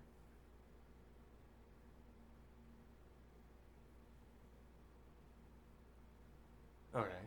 What that means, you'd have to see it. You really do have to see it. It's quite something. And then the algorithm distance, or the syntax distance, which is, as it were, the length of the routing through syntax space that takes me from this glyph cluster to the next glyph cluster. Okay. Why do I want that idea?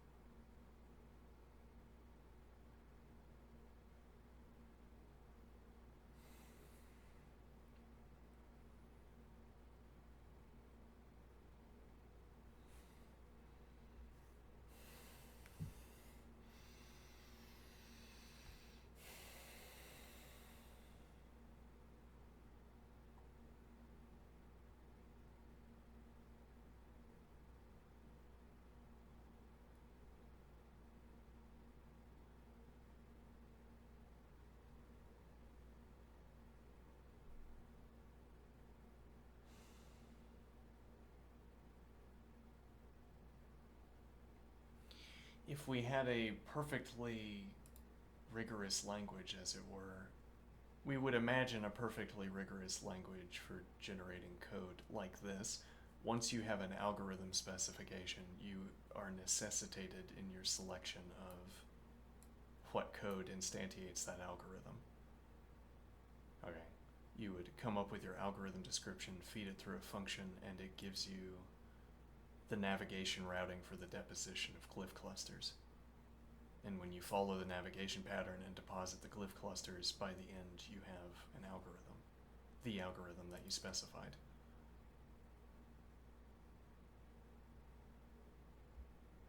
This is a kind of ideal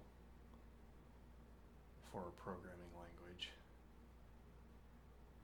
In this programming language, there would be a perfect mapping, a consistent, unchanging mapping. I mean that between syntax distance and spatial distance. And that would be a coincidence that is established and maintained by the relationship between the algorithm description and the code. Namely, that the algorithm description is used to construct the code. The algorithm description passed into our imagined function produces a sequence of syntax distances. It produces all of the syntax distances. Now, we know what the relationship is between the algorithm and the syntax distance. If nothing else, we could retrace the construction process. Okay, and so to say, I could read the code even in string format, navigate the string, and then put highlighters around text. Okay, and then we go back into the IDE, and whatever I've highlighted, that's what I was pointing at. I would myself agree, and by extension you would agree, that I had highlighted the same thing in the algorithm description as I had highlighted in the glyph cluster space.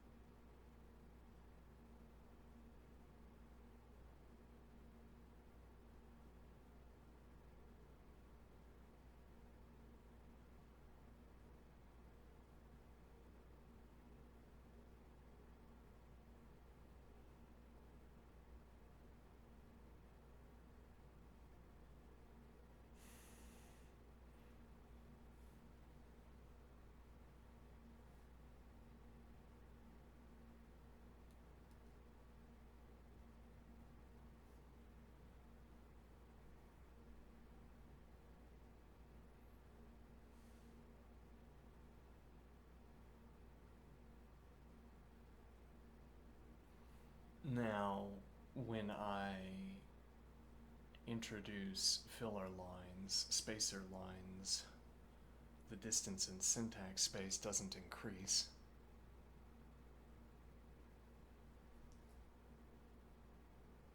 And in that regard, I could take the syntax space description and pass it back through the algorithm, pass it back through the implementation generator. So I suppose I could do this.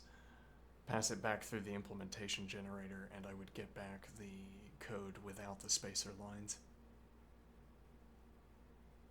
This is a roundabout way of observing that the spacer lines that are increasing the spatial distance between two glyph clusters are not changing any of the effects we would get from the code. It's not changing what code we would generate if we tried again. It's not changing anything in practice except where my fingers have to be pointing.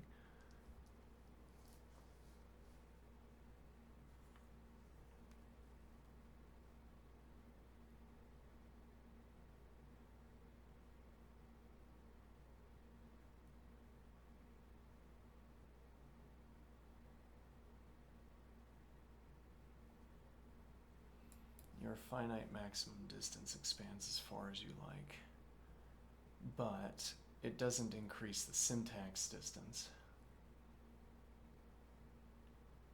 So it doesn't open up the combinatorial selection.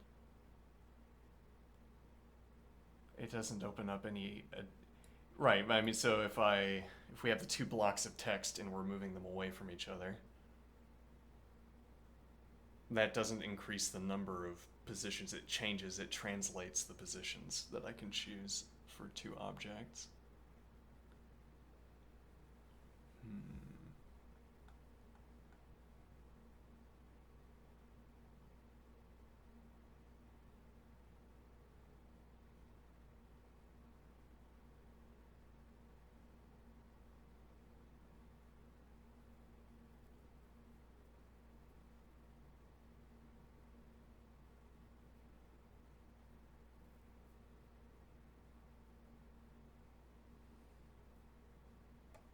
Now this says the comments act like sticky notes your coders can reference in speech.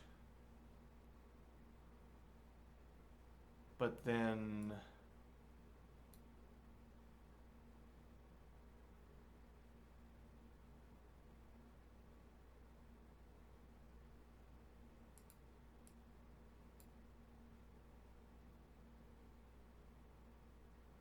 here's a kind of stylistic decision you could make as an author. You could insist that your dialogue text is an attempt at phonetic approximation.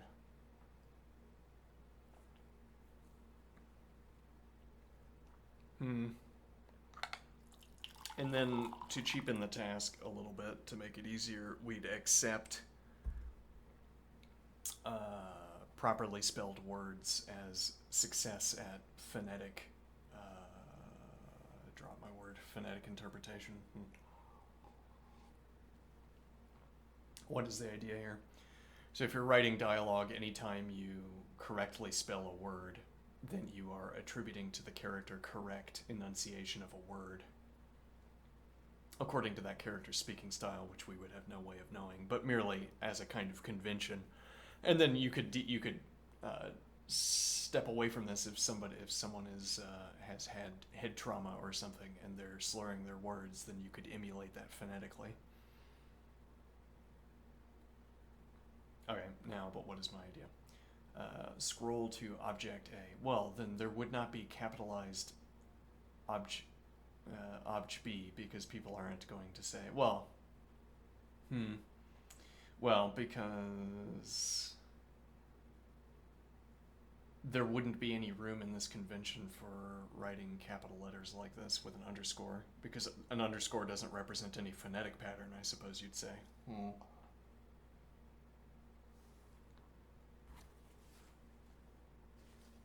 Though, on the other hand, we might say that yes, the underscore does represent a phonetic pattern. It tells you to emphasize ject. Object B. As opposed to object. Object. Object. Object B. That's the enunciation indicated. The phonetic rule indicated by the underscore. Though that's going in both directions at the same time, or we're not specifying which direction we're going in. What do I mean? The underscore... we're saying that the underscore... well, if I'm reading text on a page where this says object underscore B, I'm going to place this special kind of emphasis on the ject, I notice. Object. It's more of a separation between the two syllables than when I say, for instance, objects are like focal points of attention. The object is the focal point of attention. Object B. Okay. Though it's not merely that I select different enunciations, it's also that my mouth and throat come pre-shaped differently. What do I mean? When I am in the midst of a sentence where I say something like object B, my throat and mouth have already been prepared to enunciate in one fashion rather than another. So to say, my mouth has been delivered into such a position as I have been delivered to before, And now, when I proceed to use the proper enunciation, I'm well practiced at it. Whereas I'm not well practiced at injecting object qua focus of attention into a discussion about programming objects. Interesting. So in the programming context, I use object because that's a naming scheme more than I use the word object because it is a sort of natural language type designation, as it were.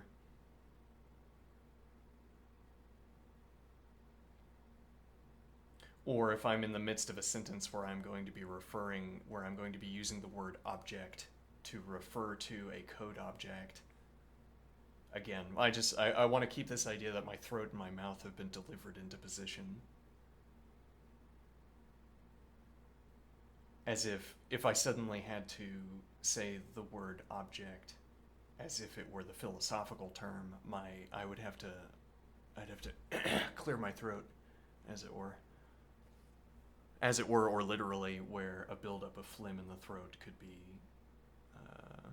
the buildup of phlegm in the throat could be distinct between two different sort of times of day, as it were. If I'm in an office and I have regularly to clear my throat, there will be no phlegm buildup. Whereas if I'm sitting in my chair, not talking, there would be more phlegm buildup, for instance. And then which words escape my throat without my voice cracking, or with my voice cracking, are going to differ based on phlegm status, suppose. Okay, then the daily activity of life is... Well, and I can feel them, I can feel the cracked voice coming on, and I avoid it, or, well, let me think.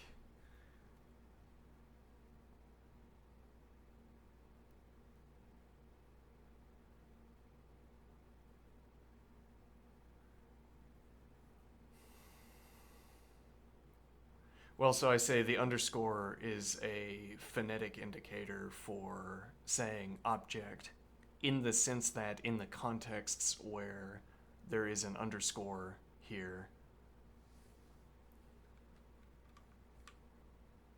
in the coding context, because it's literally the context where there would be an underscore and there would be capitalized letters like this is the coding context. So when I say in that context, when I say this underscore is a phonetic indicator for a certain way of saying object, but that's because there is a constant coincidence there is a regular coincidence between having an underscore and being in such a circumstance that is how I enunciate the word.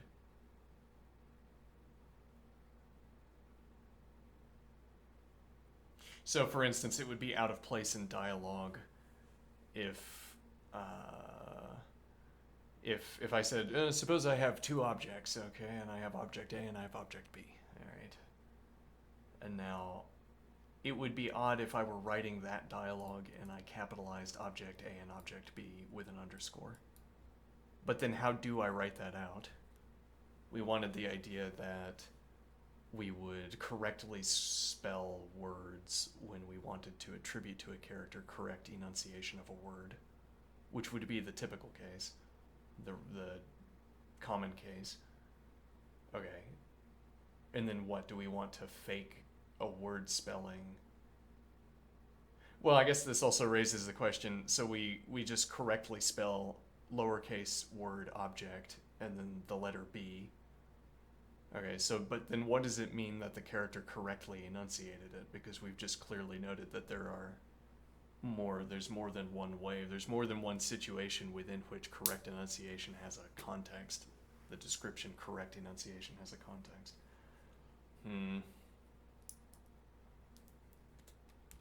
Well, so when this says scroll to object B, a different way this could work, the different way this dialogue could work, is that we say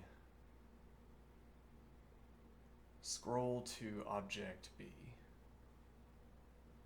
Okay. And then the idea is like we have one of those dubbed movies or a censored, like a profanity filter movie where the lips move out of sync with what we hear. Okay. And now this says scroll to object B, which doesn't match up. That's not what the lips did.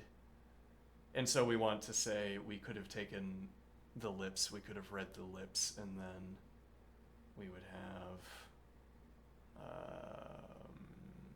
we would know what the word was, and that would be the correctly stated word, as opposed to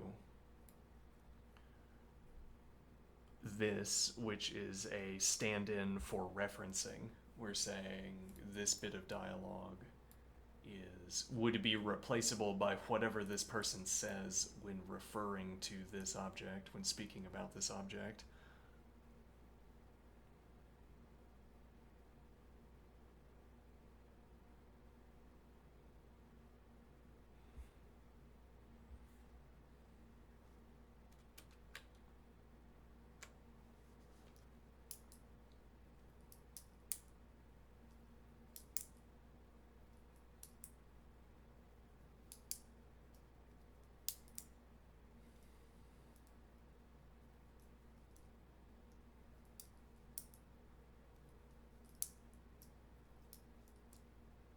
And the distinction here would be, well, a shorthand for this distinction would be to ask, do the coders see this text that I am highlighting?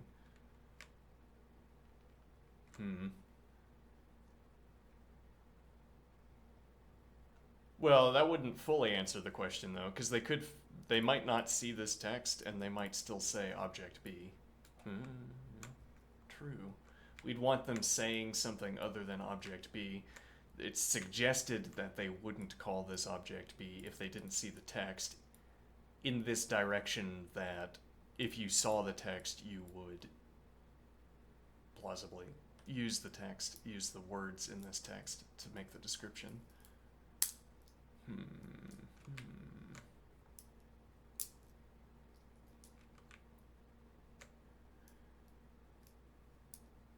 This assignment of object markers of the form object phi is ambiguous between two interpretations. Do you see which two interpretations I have in mind? So broadly, I think, yeah, I mean, there's no hint there. Well, I just might as well ask. I mean, I might not even get it right. I might say the wrong pairing. But my interpretation here is that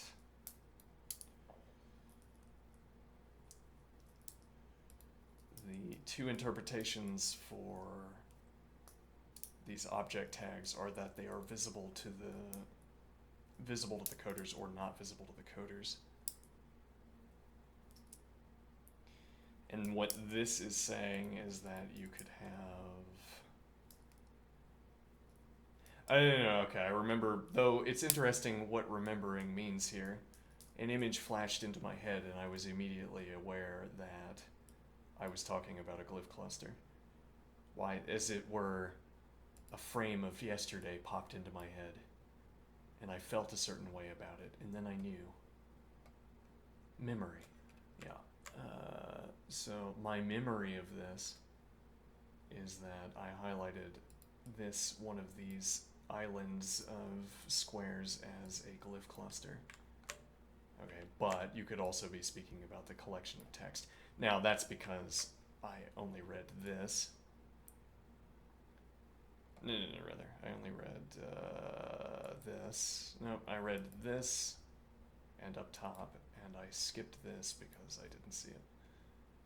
Okay, and then, so I didn't get this explanation. Okay, now...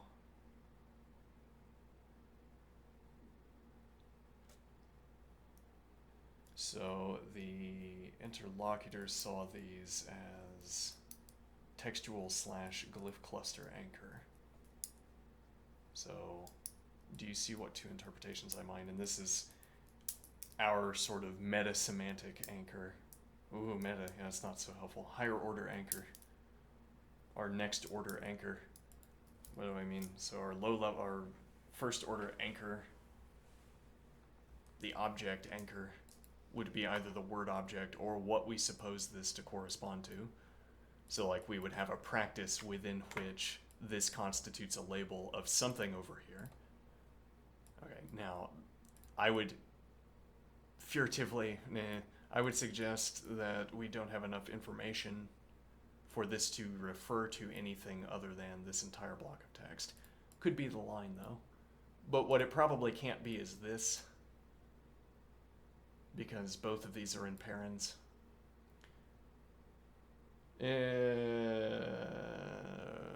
I don't know. We would have some practice within which this constitutes a reference to an explicit cluster of glyphs, explicit collection of clusters of glyphs. We say this is a glyph, also maybe including parens, though we haven't necessarily decided numbers. But okay, square, definitely a glyph. And we can OR things on later. We can OR things on as we go along. All right, so this definitely a glyph. All right, hold on, I need to remove my knee brace that I put on, probably erroneously. Let me see here. Actually, I need to step away anyway. Too much coffee. One moment.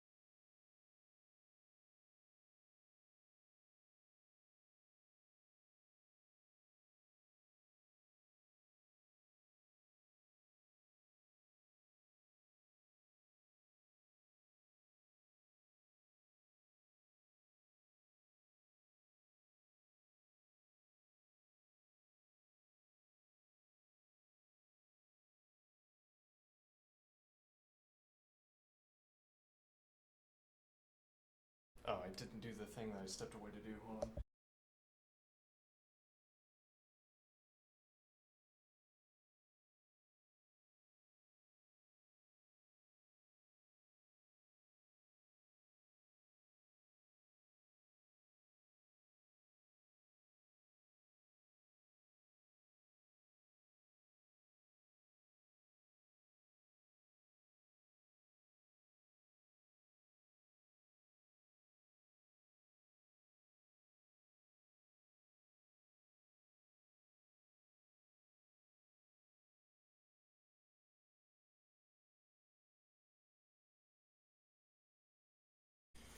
Okay, now what?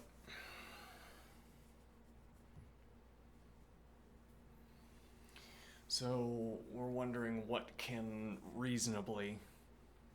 whatever that means. What can reasonably be the object of reference here of this red comment? It could itself be the object of reference if it is visible to the coders. If it is not visible to the coders, it cannot itself be the object of reference.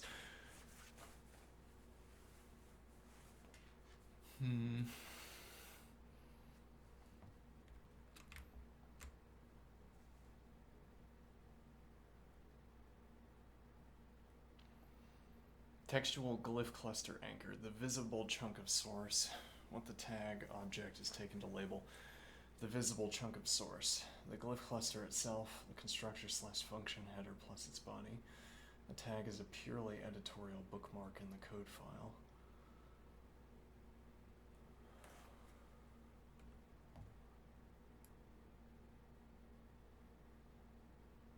So editorial bookmark would mean we're the editors, I suppose. Let's see, and then they are literally pointing at two pieces of text that share the same syntactic pattern.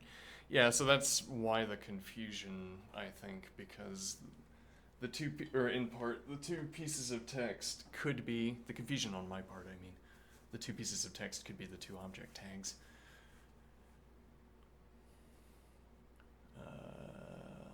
Let's see, the same syntactic pattern as the tags share. Yeah, same type here is a remark about code structure, two identical definitions. Okay. The data object, so runtime/semantic anchor, the data object that will exist when that code executes. Okay.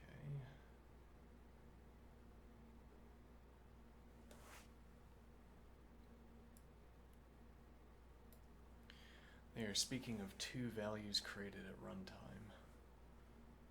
Right, so the data object, they're pointing at the code and they're using the code as... They're pointing at the code and they're talking about the data object, the runtime object. Okay. They're speaking of two values created at runtime. Same type means both evaluate to say a dictionary or an instance of the same class. The comment merely identifies the site of construction. Okay. Because the tag lives in a comment, it can naturally be read either way. Purely textual or semantic. So scroll to the line where the object is implemented. Scroll to that part of the code where it's the same type as this object. And then semantic, the thing built by the code that is here, the object that we have in the code, the runtime object that we'll have when this file runs. Okay. So let's see. So we note that we could make this distinction ourselves, depending on our purposes in talking about this construction. We could make this distinction ourselves. Rather, we could explicitly make this distinction through our comments. Okay, we could label the objects in these two ways, depending on how we want it to talk.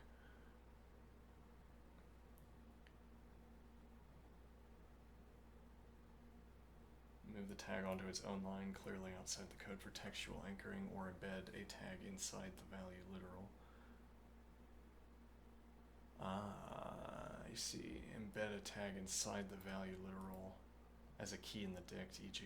if you want runtime anchoring. And the idea would be that you could, well, for instance, if we instead had displayed a set of ordered pairs and then we replace the contents of one of the ordered pairs with object A, and then that would be a way of representing to ourselves for us to look at. It would be a way of representing that the ordered pair in question is the one where we've replaced the squares with the text, the tagged object.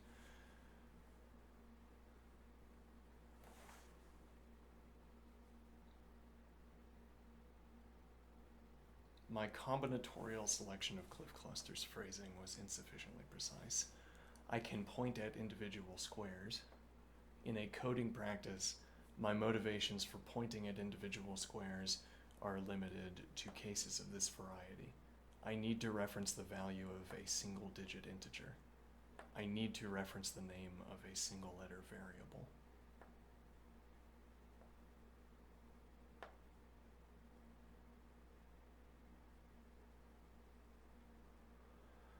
I need to reference the value of a single digit integer. I need to reference the name of a single letter variable. Right, these are the reasons why I could find myself pointing at an individual glyph. Well, there are other reasons. It could be a syntax error, for instance, with delimiters. Yeah. Regularly is. Yeah. Let's see. When the coder in our scene references an object by phrasing, these two objects are of the same type. There will be some understood, whether mutually understood or not, referent to this gesture and speech act. Which collection of glyphs is the referent for each coder's reference? Which collection of glyphs is the referent for each coder's reference depends on how each coder understands the gesture and speech act.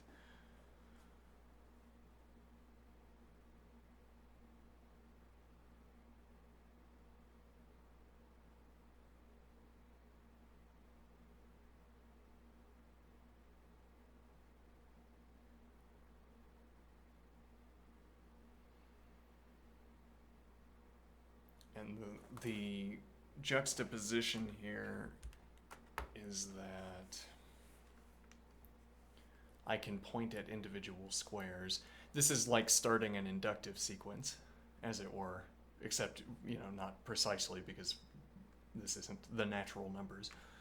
But it's like starting an inductive sequence. I can point at an individual square. What can I point at next? I can point at a word, if we want to call this a word. I can point at a word.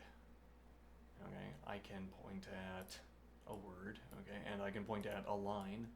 Though if there's no syntactical meaning for lines, maybe I can't point at a line. I can do it in the text, but I can't do it syntactically, I guess. Okay, I can point at whatever is being done by a line, right? Well, it would be the next chunking of glyphs. Or it doesn't have to be contiguous either.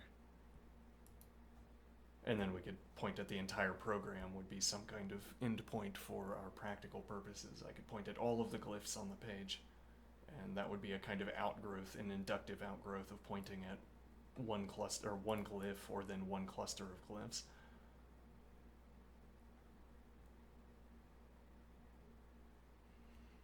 So I can point at individual squares, and again, this is a kind of the start of an inductive pointing, as it were. In a coding practice, my motivations for pointing at individual squares are limited to cases of this variety. I need to reference the value of a single-digit integer. I need to reference the name of a single-letter variable, because these are the two cases where my pointing and my referencing would coincide. I mean, where my pointing at one and my referencing of one glyph, where there is an accounting for why I point at a single glyph. These are the accountings we have. And delimiters. I mean, you could find all of the cases where I might want to point at a glyph. And here again, the naysayer would say, you could simply choose to point at a glyph. You could point at any one individually for any reason. And I say no, because then I would get fired. If I sat in the office and I just pointed at glyphs and they say, why are you pointing at that one? I say, oh, no reason. I just wanted to point at it. I'd get fired or something. I'd get demoted. Okay, I wouldn't make enough money. And then I wouldn't be able to keep my job. And then I wouldn't be doing any pointing anymore. It'd be a vicious regress into no longer pointing. And then this act of pointing would no longer have cases that we could talk about. We'd be starved of cases for ourselves to talk about, naysayer. So no, I can't just point at any glyph for any reason. So that's kind of that sounded mean-spirited. Was that mean-spirited? Nah, it's fine. I have a habit of interrupting myself with objections that are insufficiently conducive to maintaining the conversation. Like the objection, I could point at any of the glyphs for any reason. Right. Yeah. Well, so what is it that's giving a structure? What's giving delimitation to our discussion here exactly? I guess it would be actual practice. Yeah, and that would be what's highlighted. Well, yeah, I mean, when we say we would be starved of cases to point at, well, yeah, it turns the market, as it were, into a kind of logical object that lets us settle this in the realm of logic without taking a step out into the realm of the contingent. So I say, could I be pointing at any individual glyph for any reason? And then I turn the market and the job itself into a kind of logical object that necessitates the conclusion of no.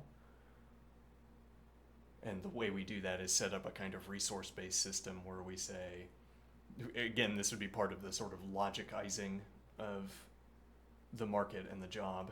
We say, I wouldn't get paid to point at any glyph for any reason. If I all the time pointed at glyphs for no good reason, for no market relevant reason, I wouldn't get paid, and then the pointing occasions would cease. Well, then the pointing occasions are a kind of function of the value of the pointing I do in this logicizing.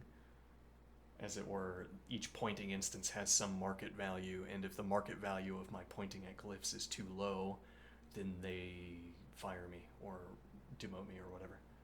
And then there are no more pointing instances. So it's as if, or it would be self-defeating.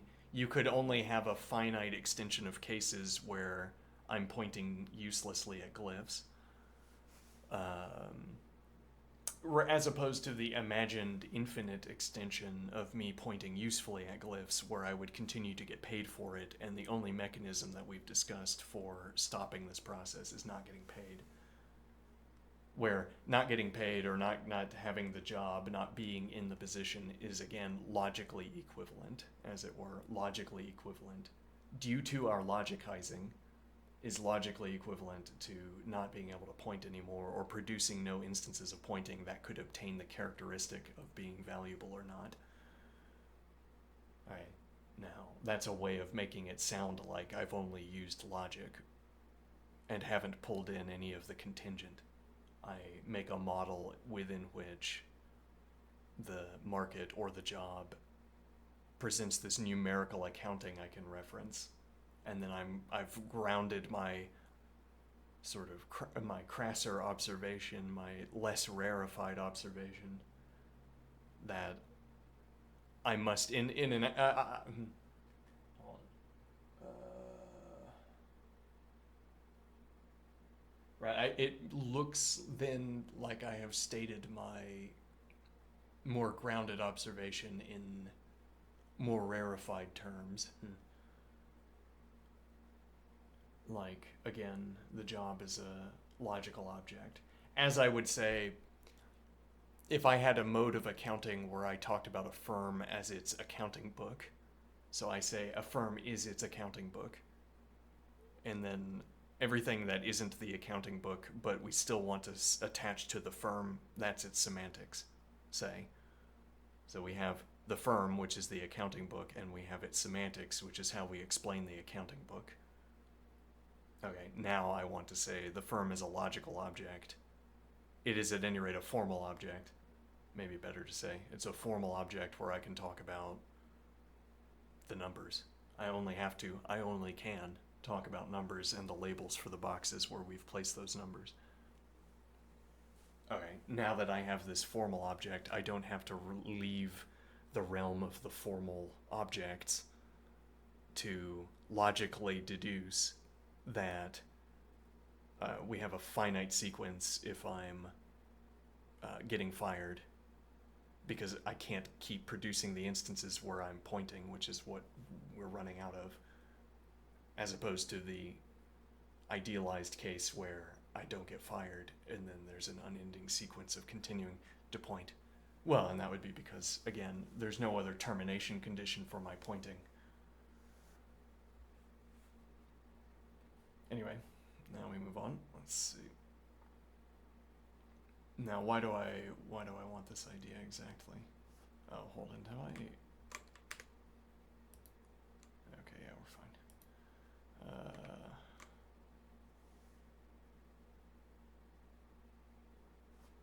Hold on.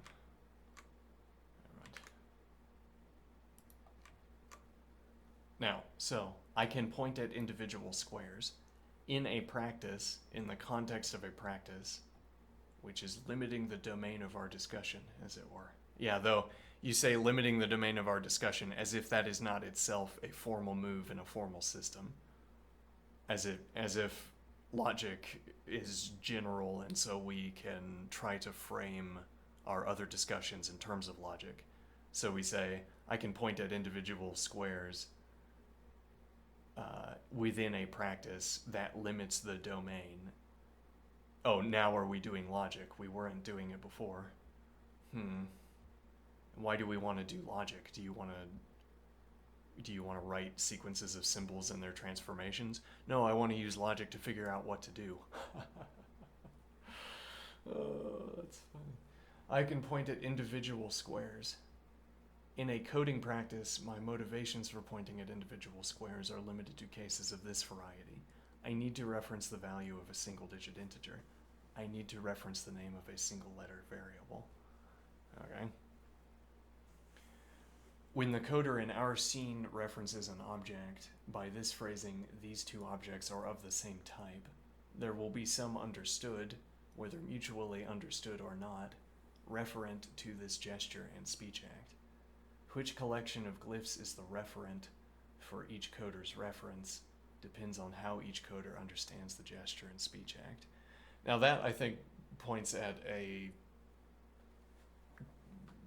deeper and a shallower point, which is that I point at the code and I say these two objects, and you don't follow my finger, as it were. You don't, as it were, trace the line extending from the tip of my finger to the text on the screen, and you think I'm pointing at a different cluster of glyphs. That would be one kind of miscommunication. But a different kind of miscommunication would be, well, it would be, as an example, well, it could be, so for instance, I point at these two glyphs, and you think I'm pointing at everything in the braces, though I've then limited plausible participants in this discussion. If I point at this and I say this is the same object as this, how wrong am I? How bad of a coder would I have to be to suppose that? Let's see. Same type, rather. Let's see. Well, though I picked a bad choice for that example then, because we have two quotation marks. So if these are strings, e.g., then they would be of the same type. Indeed. Let's see.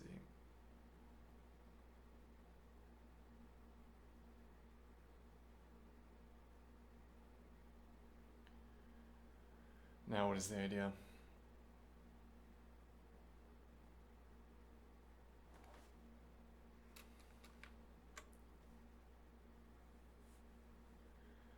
There will be some understood, whether mutually or not, referent to this gesture and speech act. Which collection of glyphs is the referent for each coder's reference depends on how each coder understands the gesture and speech act. Okay. Sharpen what pointing can mean in practice. Okay.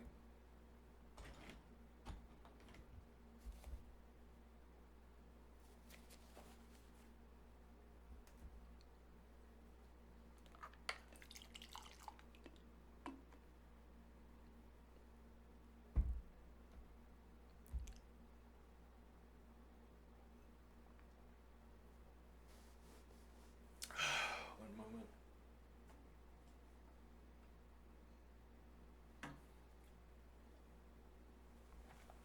Maybe we're supposed to learn lean instead of reading the set theory book. Or we get to the end of the set theory book and we type it all up.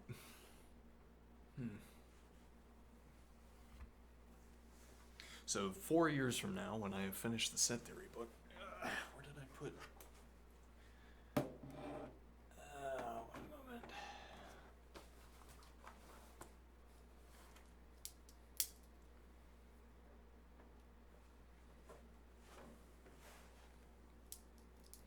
Granularity of reference.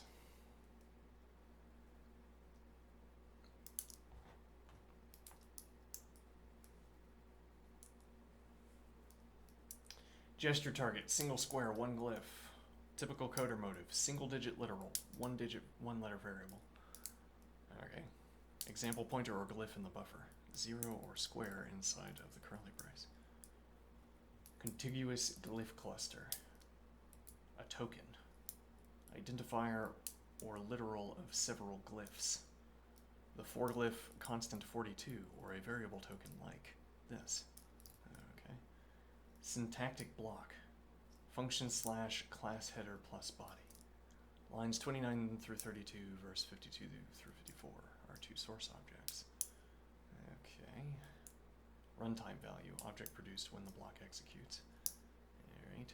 So when one coder says these two objects are the same, 4 distinct mappings are possible. I like that. Source token mapping, they're literally comparing two text blobs, e.g. two identical dict literals. Source block mapping, they mean the two definitions, both functions share the same shape. Okay. And so two text blobs here would, I think, refer to a contiguous glyph cluster. And then two definitions would refer to a syntactic block. Okay, they mean the dictionaries created at runtime. They mean instances of some class that both constructors return. Okay. Which mapping each coder adopts depends on contextual clues, where the cursor is, what's highlighted, their shared history. Do they usually speak at the source or runtime level? Task at hand, refactoring text versus debugging live objects.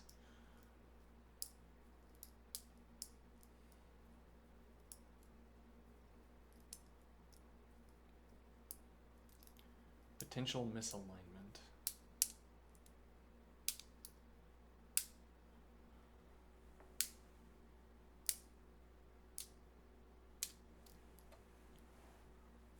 Yeah, and I mean, in the moment, I'd observe here, the only evidence that the mapping depends on these is that you end up choosing one mapping, as if there can't be evidence that what you choose depends on, there can't be out of story evidence, as it were, for what mapping each coder adopts. What do I mean, out of story? We have to reference, yeah, that requires development. I don't think we're going to be able to talk like that. Okay, let me see here. Which mapping each coder adopts depends on contextual clues, their shared history. So I'm wanting to say here that inevitably you continue to be, as it were. You continue from one moment to the next. You live life. You are a being in time. Alright, and now you find yourself just before always already doing something, as it were. There's a lot of as it were's, yes, well, you know. You find yourself in the moment just before always already having done something. That would be true whether you're succeeding, like you're following through on some decision you've made, or even if you are you're facing indecision, you don't know what you want to do next, then you are in the moment immediately prior to always already having been in a moment of indecision. You will be indecisive in the next moment, just as you will be. And we want to be able to say that next frame depends on, or what objects you pluck out of your environment depend on contextual clues, shared history, task at hand. It's not clear how we would know that. You could say, you could change the discussion entirely and say it's a matter of brain chemistry, e.g., I think that would be a less interesting discussion.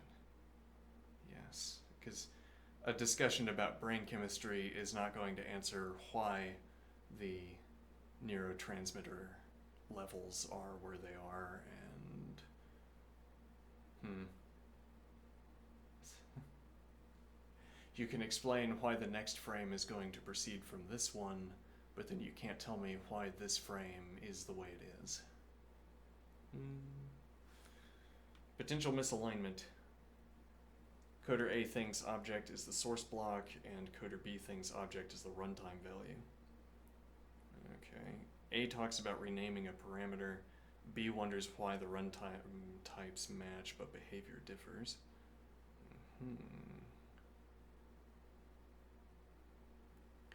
Object RT value.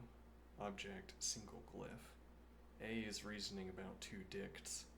B is staring at a lone literal 0.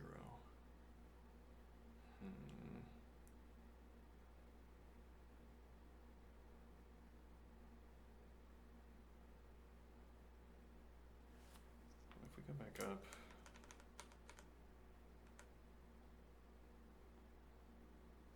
could be. And actually that ends up in retrospect being a nice highlight of this observation by itself. What do I mean? The 0 stands out.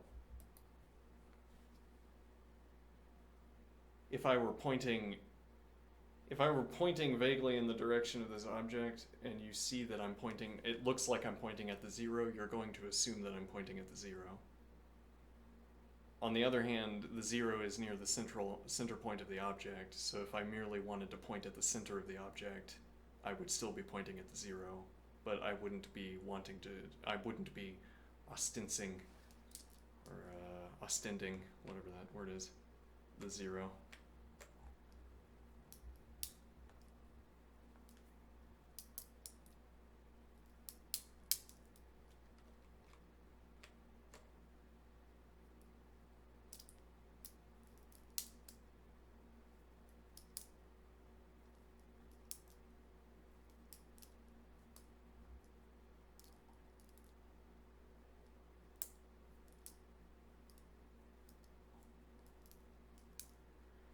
Such misalignment is the lived analog of Wittgenstein's rule-following puzzle. The gesture plus utterance does not carry a single fixed reference. Its grasp depends on a form of life, their coding practice. Indeed. Thank you again, Wittgenstein. Excellent work. Let's see. Making the scene explicit if we need it later. We can bake cues into the buffer. Highlight bars around a token to show the pointer.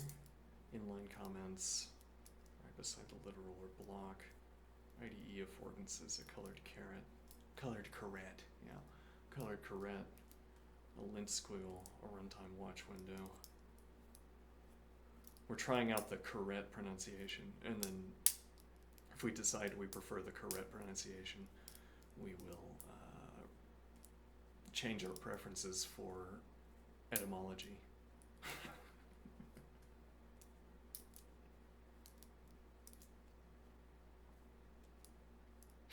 That's a good one. If it turns out that we prefer to say caret, then we will retroactively redecide our preferred etymology. Yeah, that's pretty good. Let's see. That way, the narrative can state which granularity each coder latches onto, and we can explore the consequences when they diverge. Let me know how you'd like to proceed. Flesh out an actual dialogue where this ambiguity surfaces. Extend the buffer with visual cues, or pivot to philosophical implications, e.g. how same type oscillates between syntax and semantics.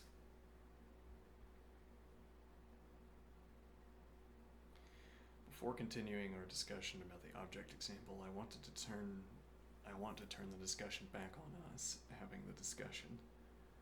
When I used the word understand and understood earlier, we could capture a formal relation between these two words, e.g. a formal relation between the two strings of chars, and have this formal relation serve as a stand-in for the concept of understanding. What do I mean here? this is a bit complicated.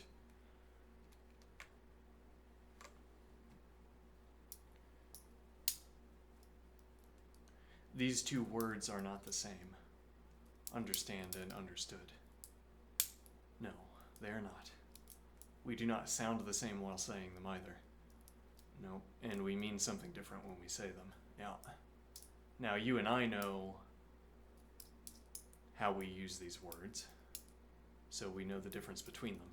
We could try to capture that difference by saying understand and understood.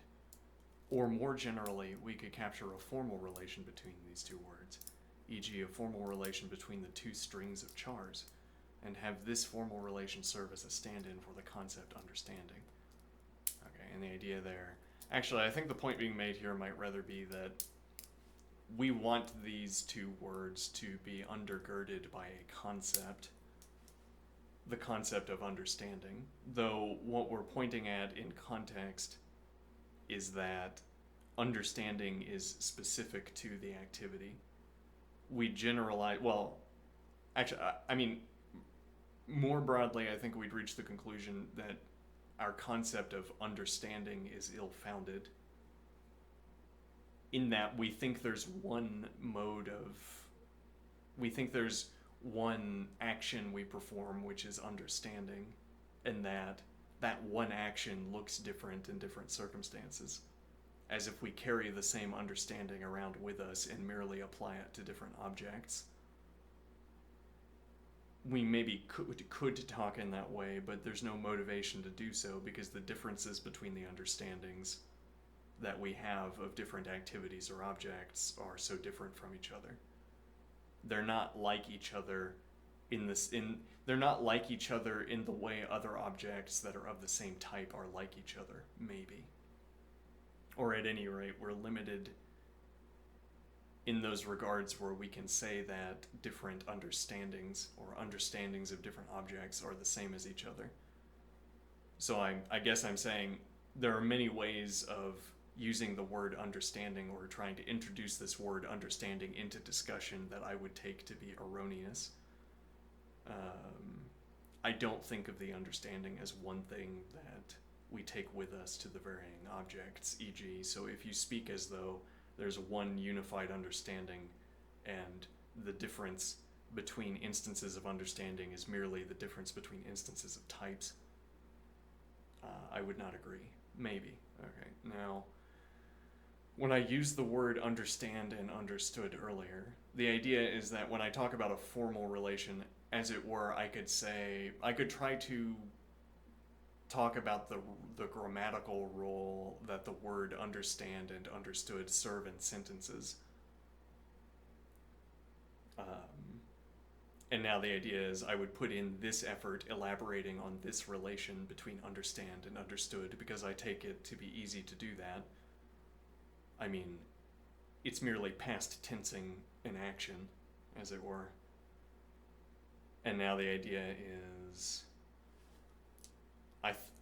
I'm not sure how this is supposed to lead to the point, but the idea we're trying to get out of this is that when I use understanding outside of quotation marks, earlier I can quote myself, I used these words, so with these quotation marks, I'm quoting myself as using them.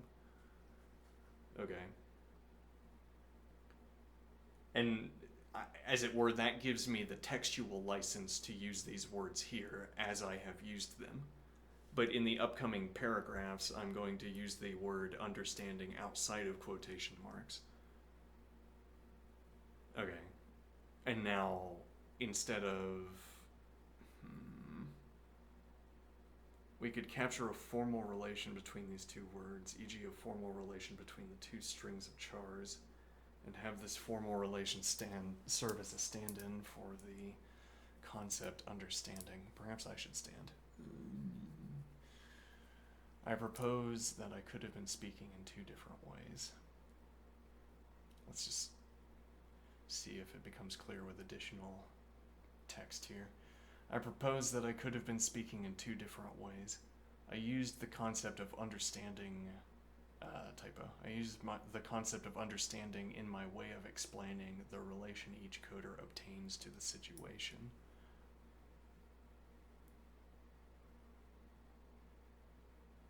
I used the situation. So I could have been speaking in two different ways. I used the concept of understanding in my way of explaining the relation each coder obtains to the situation. I used the situation and the relation we both know obtains for each individual to the surrounding situation to gesture towards what I mean by understanding.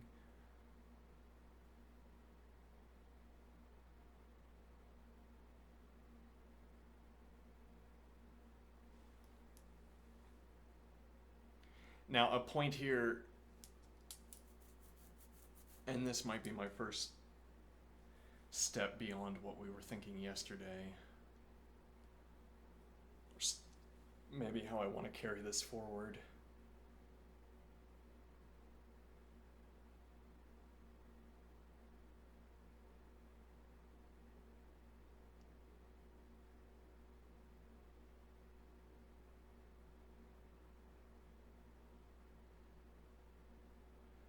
An idea that I should mark down for later.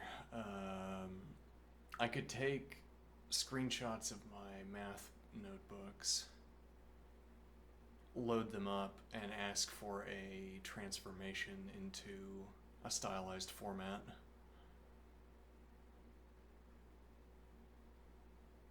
Interesting.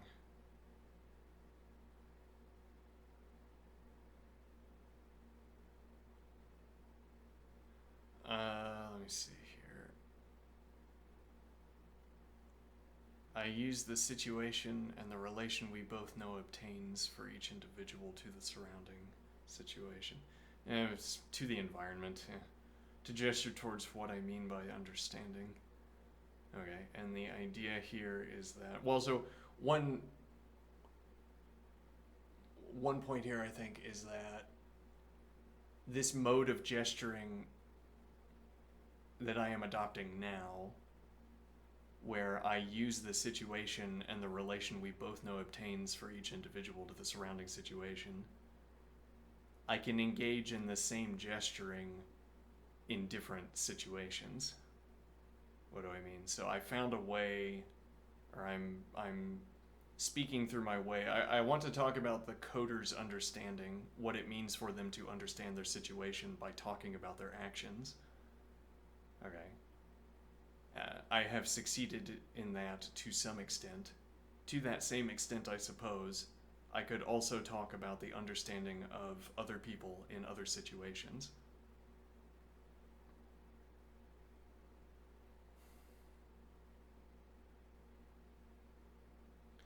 But the way we elaborated on understanding in this scene is by anchoring understanding to practice.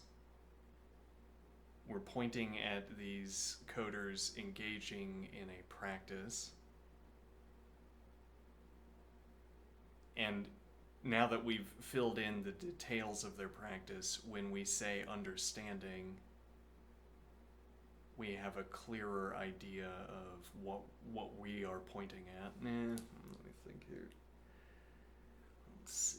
If we start by supposing we know what the coders understand, if we start by supposing we know, that same phrase is used twice. If we start by supposing we know, what?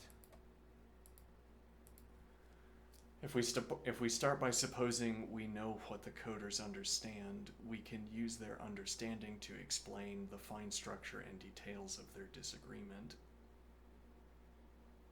Which would be to say, if we needed to explain the story, the play that's unfolding on stage, why are they disagreeing in this way? We could point at our knowledge of what the coders understand and extract words and grammar, as it were, from our knowledge of what the coders understand, and we could tell a story that uses those bits of grammar, those chunks of grammar, to explain the structure and details of their disagreement. If we start by supposing we know what their disagreement is like, we can use the fine structure and details of their disagreement to explain their understanding. So we say, well, when we want to elaborate on what it is they understand, starting with the knowledge of what their disagreement is, we point at the source code, we point at the blocks of text, we outline what could have been the object of their reference, we outline the objects of their reference, and then we start talking about what those objects are like for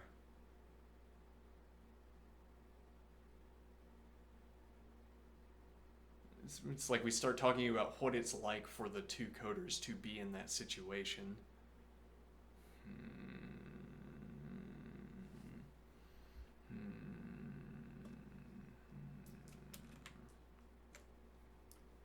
You've uncovered a fruitful pivot.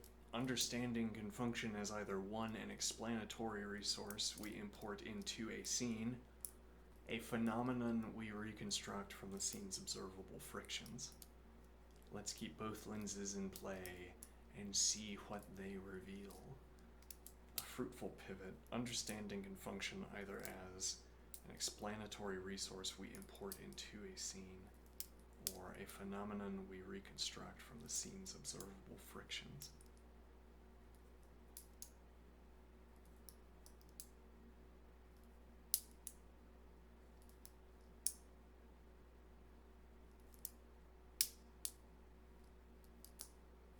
An explanatory resource we import into a scene, or two, a phenomenon we reconstruct from the scene's observable. So we bring their understanding in, knowledge of what they understand. Well, again, and I think actually my next comment will help me make this point. Suppose each coder has the same understanding, then I propose we must be speaking top-down. How can I claim that they have the same understanding unless I am talking about, e.g., a theory they share, or a practice, or an education where, well, the stock example is always to say we could live in a more regimented society where practices are narrowed down. All right, we could have tables with labels on them. It says cup here, and that's where you put the cup. And now when I say you put the cup down, I know something about where the cup is at the end of it, as it were. Or if you don't put the cup there, then I know something about your situation. Like for some reason you're not sticking to the regimentation. Now that's the stock example, because when I say a shared education, a shared practice would mean, I suppose, developed together. A shared theory. Each of these is going to decide the particulars of my interaction with my environment in different ways. A shared practice of a musical instrument. For instance, we pick up from our teacher a way of putting rosin onto the music stand. Not an obvious candidate for how a shared practice would influence my behavior, but then something has to determine everything about my behavior. In this case, placing the rosin where I do would be explained by a shared practice that I have with my professor. All right. When I begin writing down a sequence of symbols on a piece of paper, now a theory I share. Another person might not write down exactly the same sequence of symbols, but then we should be able to make syntactical comparisons between what I write down on a piece of paper and what someone else writes down on a piece of paper when we are engaging with the theory that we share. So I say, the same understanding, a shared theory, a shared education. Perhaps we have vocal patterns that are the same because we both experienced the same education at the same institution. Maybe we stand the same way.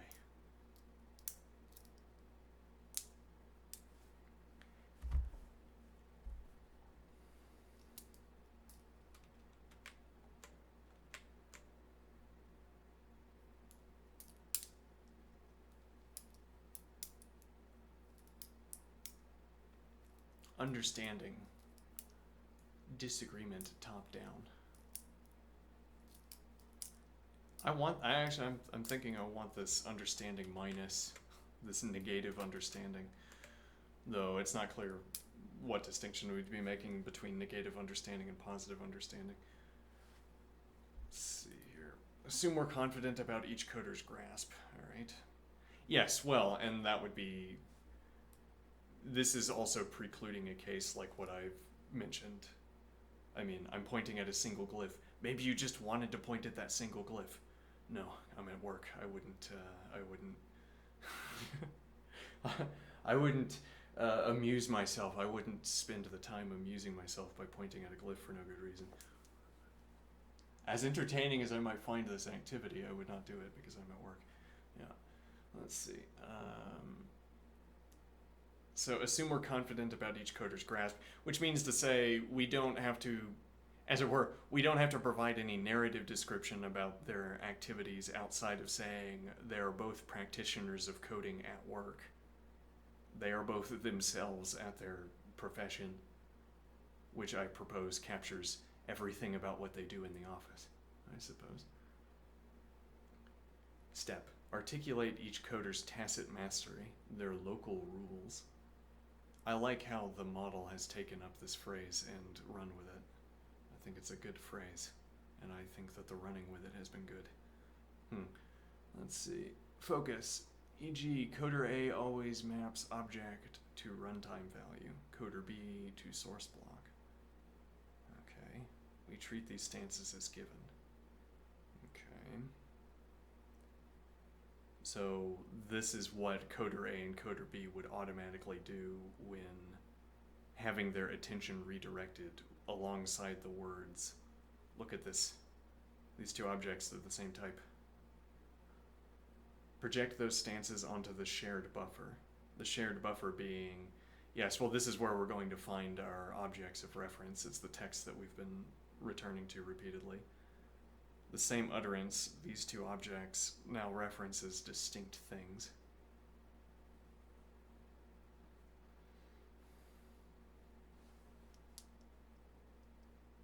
Okay. As if now we're succeeding at reference, because, well, to any end of agreement, to any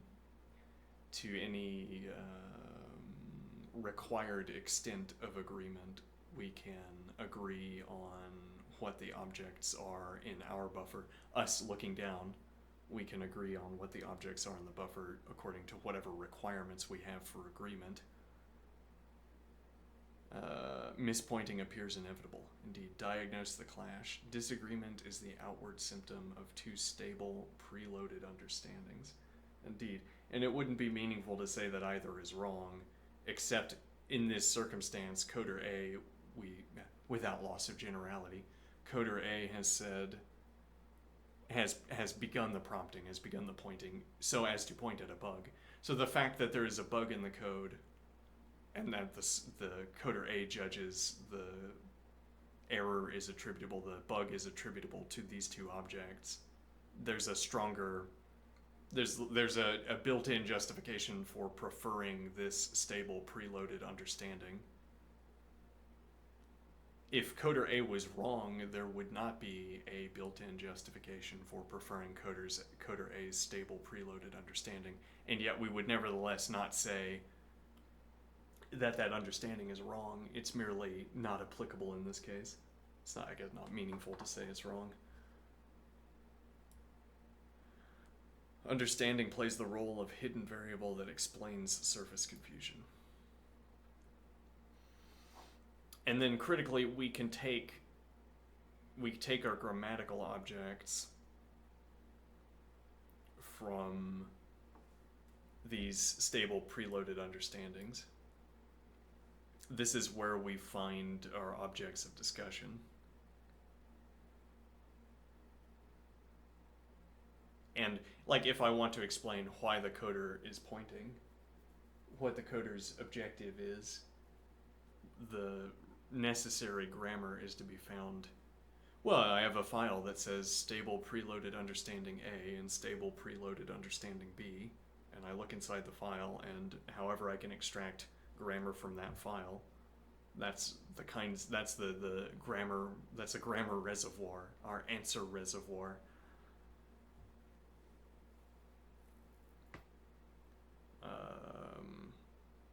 Value, great for quick debugging. Oh, they're talking at different abstraction layers. Indeed. Or for that matter, they could be at the same abstraction layer but talking about different, thinking that the objects are relevant for different reasons. Though then we might want to say, how thin is an abstraction layer, do you suppose? How localized is an abstraction layer? Anyway, disagreement, understanding bottom up. Assume only the raw interaction, gestures, speech, edits is known. Okay, so we only get to watch the video. Okay, step, catalog the visible misfits. Cursor positions, comment tags, follow-up questions. Wait, which object? What we do, no talk of understanding yet. Reconstruct provisional local rules. From A's gestures, we infer object source block. From B's edits, we infer object runtime value. So we're watching the edits. Again, we have like a video. And we're watching the edits, and we say, this is the edit I would make. We stop the video as early as we can, and I say, this is the edit I'd start if I thought that, if I erroneously believed that the error was due to this runtime issue. Well, no, actually, in our context, that quote would run more like, yes, this is the edit I'd run if I thought that this primitive data object was of type slice, but as it turns out, no, this is actually an array, and that's going to cause a problem later. Something like this, I don't know. Now let me see. Understanding is the name we give to the emergent pattern that best fits the data. All right. Understanding is the name, and then we give to the emergent pattern that best fits the data. That best fits our reading of the raw interactions. As it were, the best story I can tell about why the interactions proceeded the way they did is what I call the understanding. Okay. Test and refine through further interaction. Prompt each coder, if I rename this variable, does that fix it? Understanding crystallizes only as the pattern stabilizes. Value mirrors Wittgenstein's method. Let the grammar of practice show us what understanding must mean here. Let's see. Test and refine through further interaction. I'm going to skip that one. Why keeping both directions matters. Aspect, top-down lens, bottom-up lens, all right. Speed, fast diagnosis with the top-down lens, useful in engineering triage. And I'd say, I think I made the same point yesterday, just useful in theoretical discussion at all.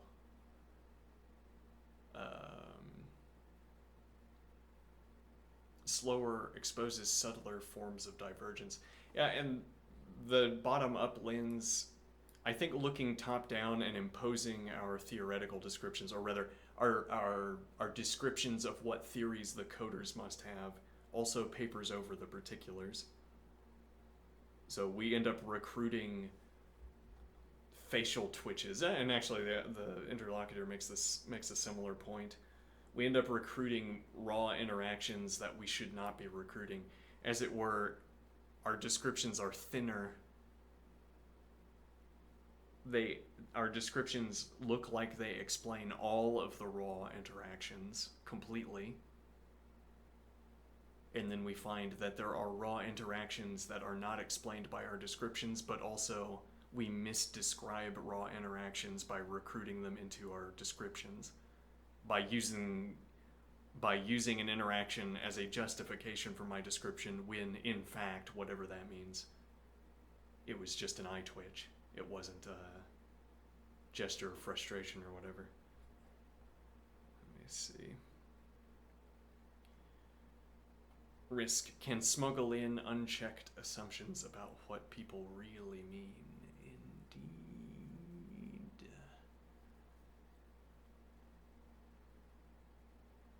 Or you can carry on a folly one. What is French for one?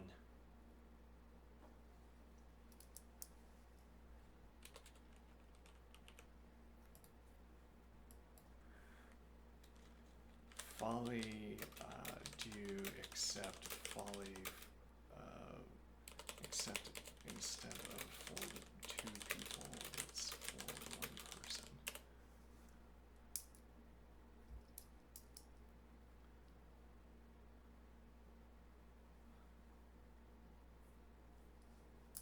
Okay, well.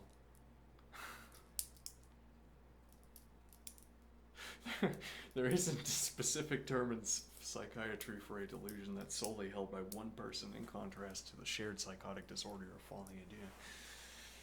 A situation where delusions are shared between two or more people. It's a good stream title, though.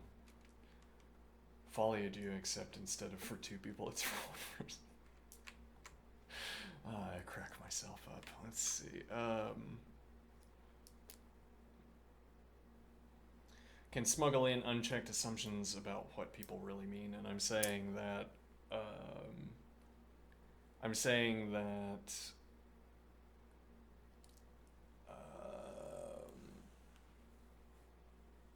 right, if I say this is a typing problem, and the other person says, yeah, I bet you're right, this is a typing problem, and I say it's because of these,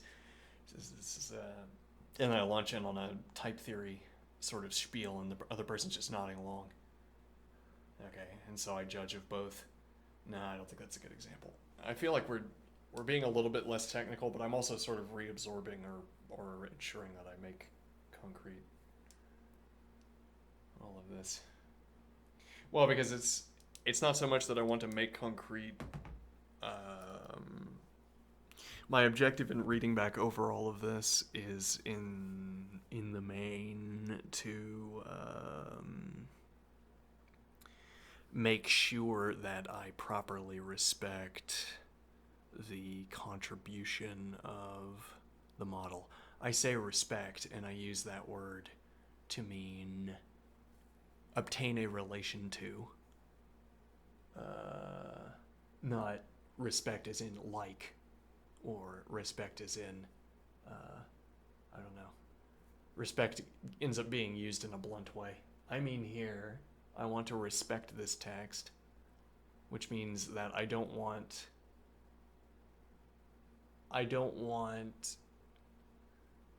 text to float by unmentioned, unreferenced, unless it deserves to float away. If a point I or the interlocutor makes was not good, then I will not elaborate on it, and then that branch of discussion will wither, okay, through desuetude. Wither into desuetude. Okay.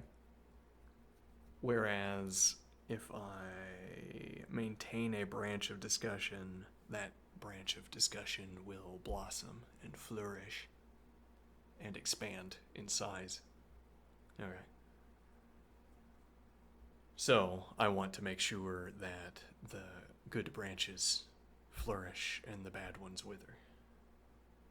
But that also means that I can't just come back and not recall what our discussion was about.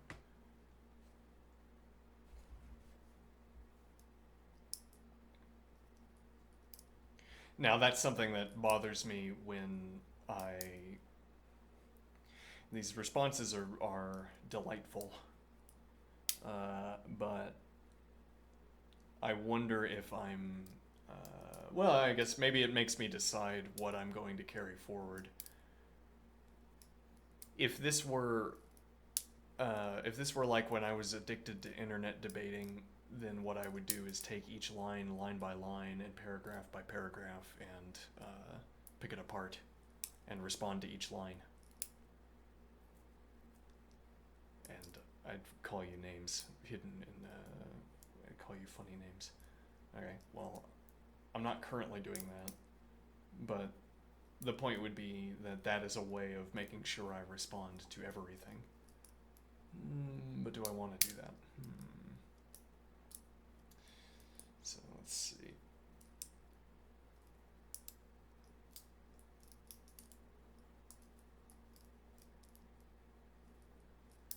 So, philosophical payoff. Highlights rule following as trained certainty. Reveals certainty as a post facto label for convergent habits. This is another case where my interlocutor doesn't have to have meant something deep by this for me to get something deep out of this. An interesting and perhaps fruitful asymmetry. What do I mean? If you just if the interlocutor goes if the interlocutor throws in a word like this, this phrase convergent habits is not a common phrase. Okay? As it were, it's like a risky phrase. What if it turns out that this isn't a good phrase?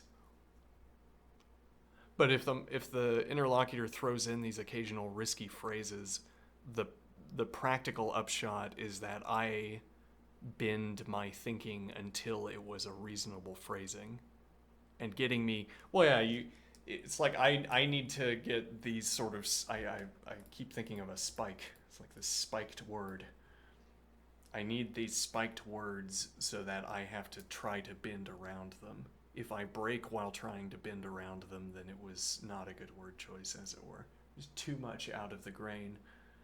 But then if I never get any of these words that force me to bend around them, then I guess we're not doing careful enough investigation or something. But so this phrase, convergent habits, doesn't have a shared background meaning. The risk here is that it now also doesn't have a shared developed meaning, but I can insist it has a shared developed meaning. What would this have to mean if it makes sense to me, if it's going to make sense to me?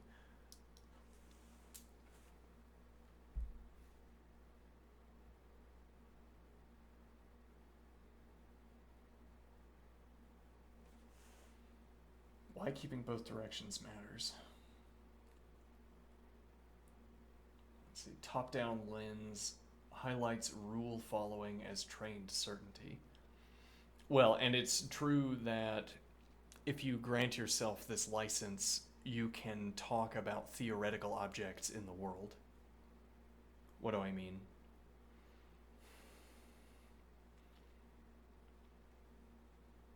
My theoretical object for a rule set.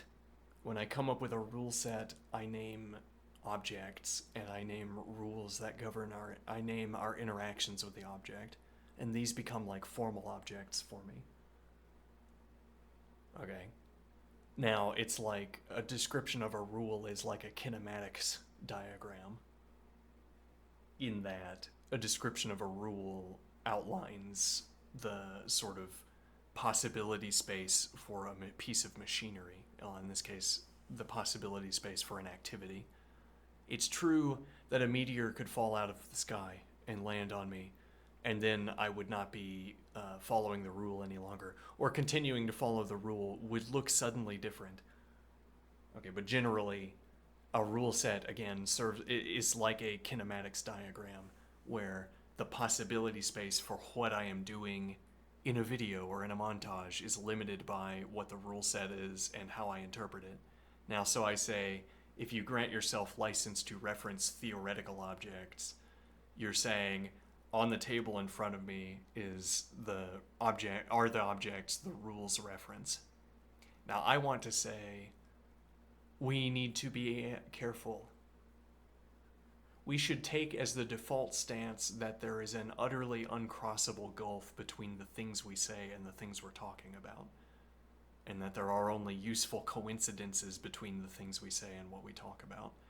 So, because otherwise we smuggle in logic. We smuggle logic into our discussion in a way, but I'm not sure that that's going to be so clarifying. Well, what point am I making here? So, when I want to talk about my understanding of a rule set, I want to begin by talking about objects and how I am interacting with them, and I am saying you have to grant yourself license to do that. I don't otherwise accept that you are succeeding at reference. I don't otherwise accept that you can succeed at referencing the objects that are on the table. Qua theoretical objects, anyway.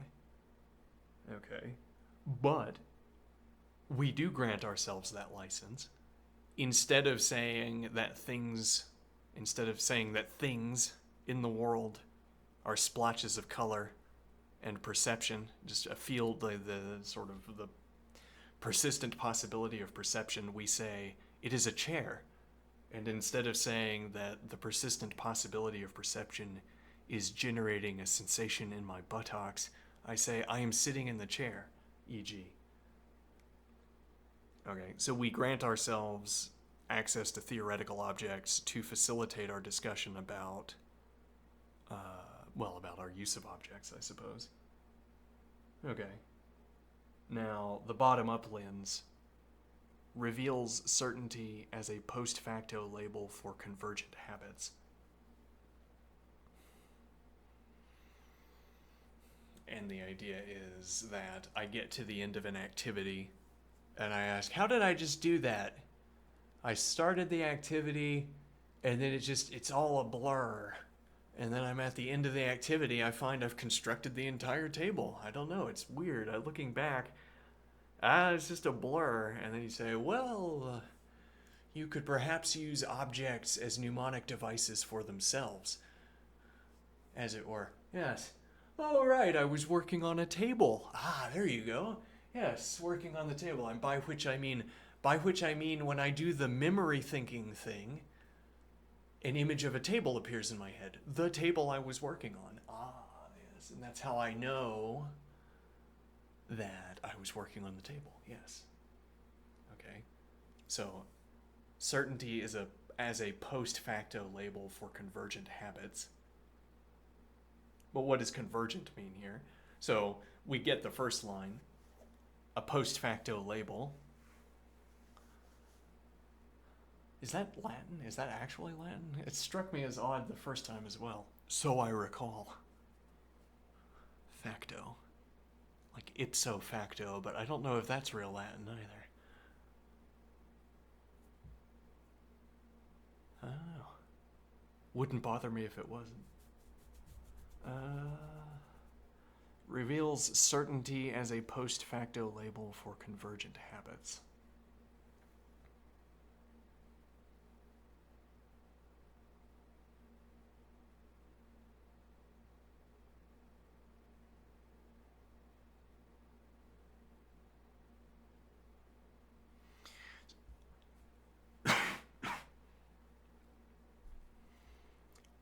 One moment.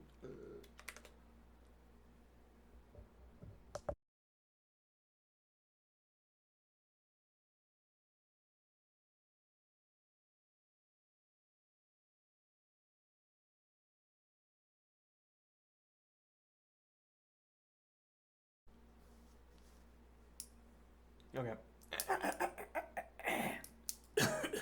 Inhale some spit.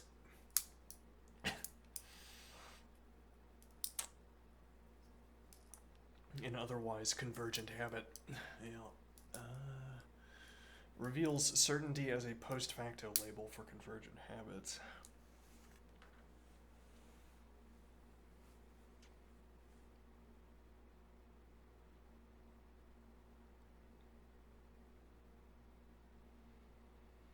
Well, and we make a more or less regular practice of interrogating either ourselves or others concerning our recent activities.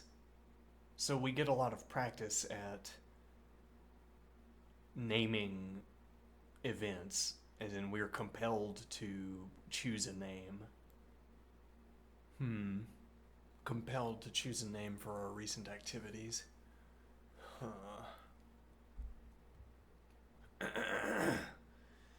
Bringing it back to our scene. If we start top down, we might annotate the buffer like so. This...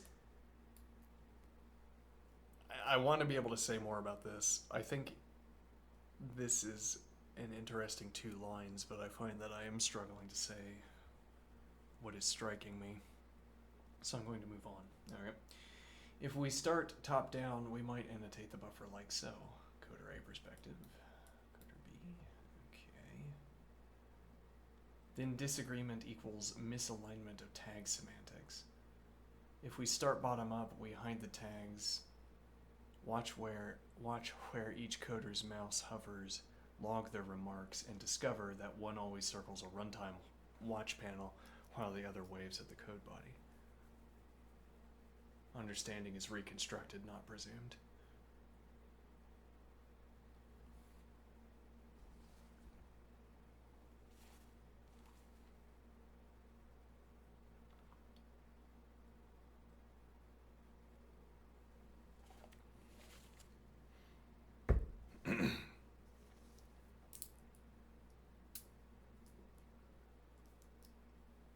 Next moves.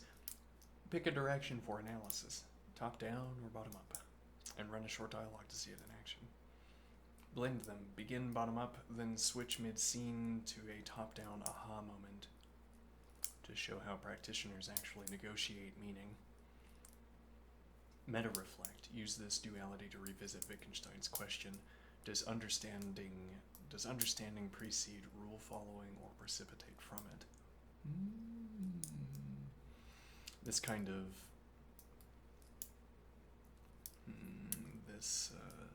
intertwining question. Something motivates me to choose the rules I have, and then I follow the rules and I discern their refinement. Okay, which is a way of talking about rules, but it's also the only way I have to gesture towards what would actually happen. You'd have to be there to see it, I suppose.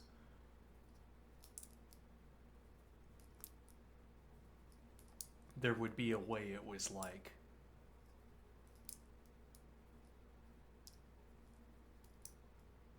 To be rule following.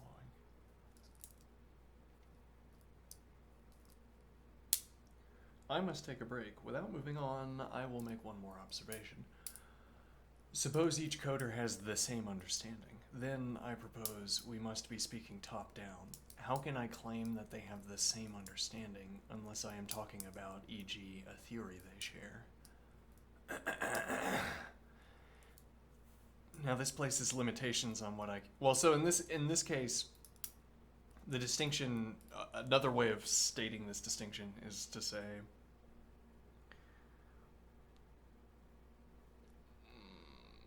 How can I claim they have the same understanding unless I am talking about, e.g., a theory they share?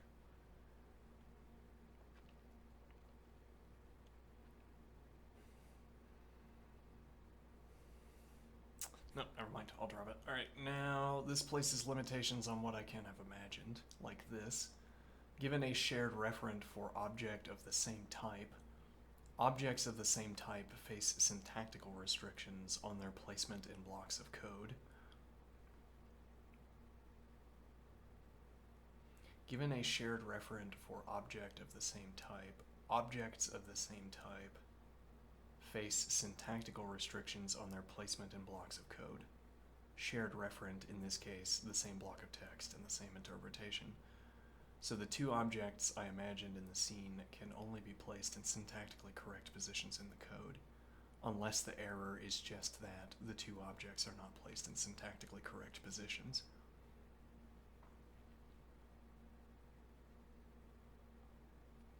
And this was my initial observation about the spatial restrictions on glyph clusters on the basis of...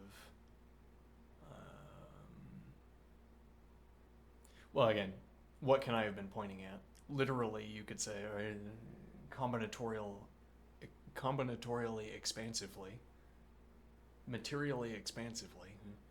I could have been pointing at any combination of two objects, but then there are further restrictions on what I can have been pointing at when I played the scene forward. And those would come out either in me looking like an amateur because I'm not depicting a valid scene, or in-story explanation for why the two coders are confused. Now this places limitations on what I can have imagined. So the two objects I imagined in the scene can only be placed in syntactically correct positions in the code, unless the error is just that the two objects are not placed in syntactically correct positions. Your observation is spot on. If we posit a shared understanding, we've already taken the top-down stance.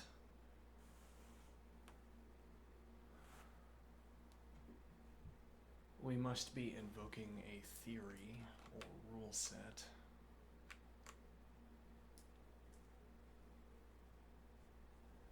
Let's see. We must be invoking a theory or rule set both coders possess in common, which licenses the phrase same understanding. Indeed, licenses the phrase. I like that.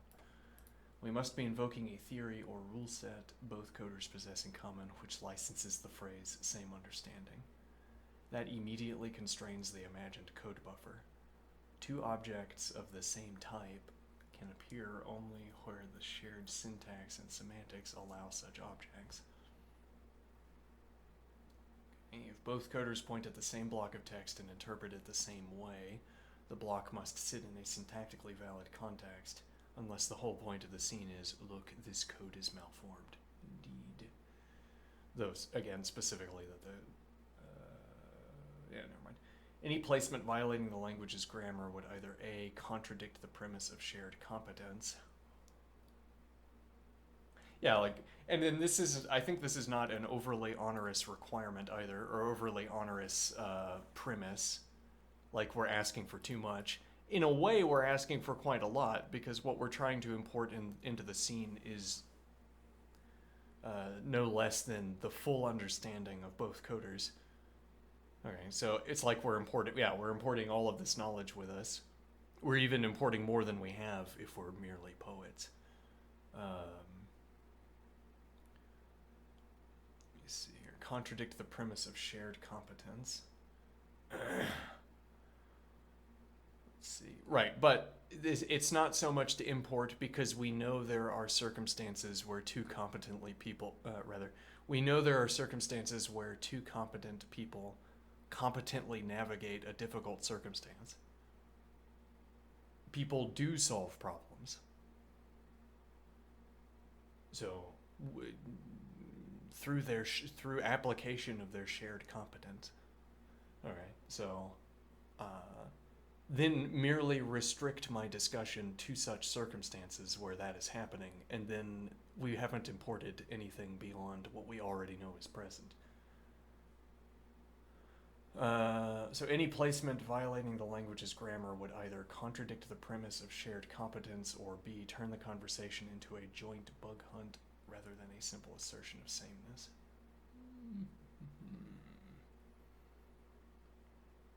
Indeed, it would fill in the details of the scene, further fill in the details of what description we take there to be taking place. This B line is a little bit more awkward, I think, or I don't follow the turn of thought as well as elsewhere. Maybe I don't see the step from A to B as being so tightly joined. So the dramatic space narrows. Either we stage the two objects in legal parallel slots, confirming their type congruence, or we deliberately insert a syntax error and let that error be the focal tension. Indeed.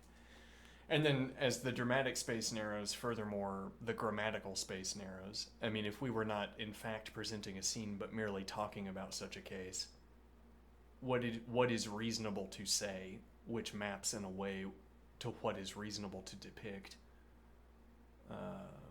narrows. Let's see. I've exhausted all of my thinking for the day. What time is it? Yeah, it looks like I have exhausted all of my thinking for the day. Okay, all of my philosophical thinking.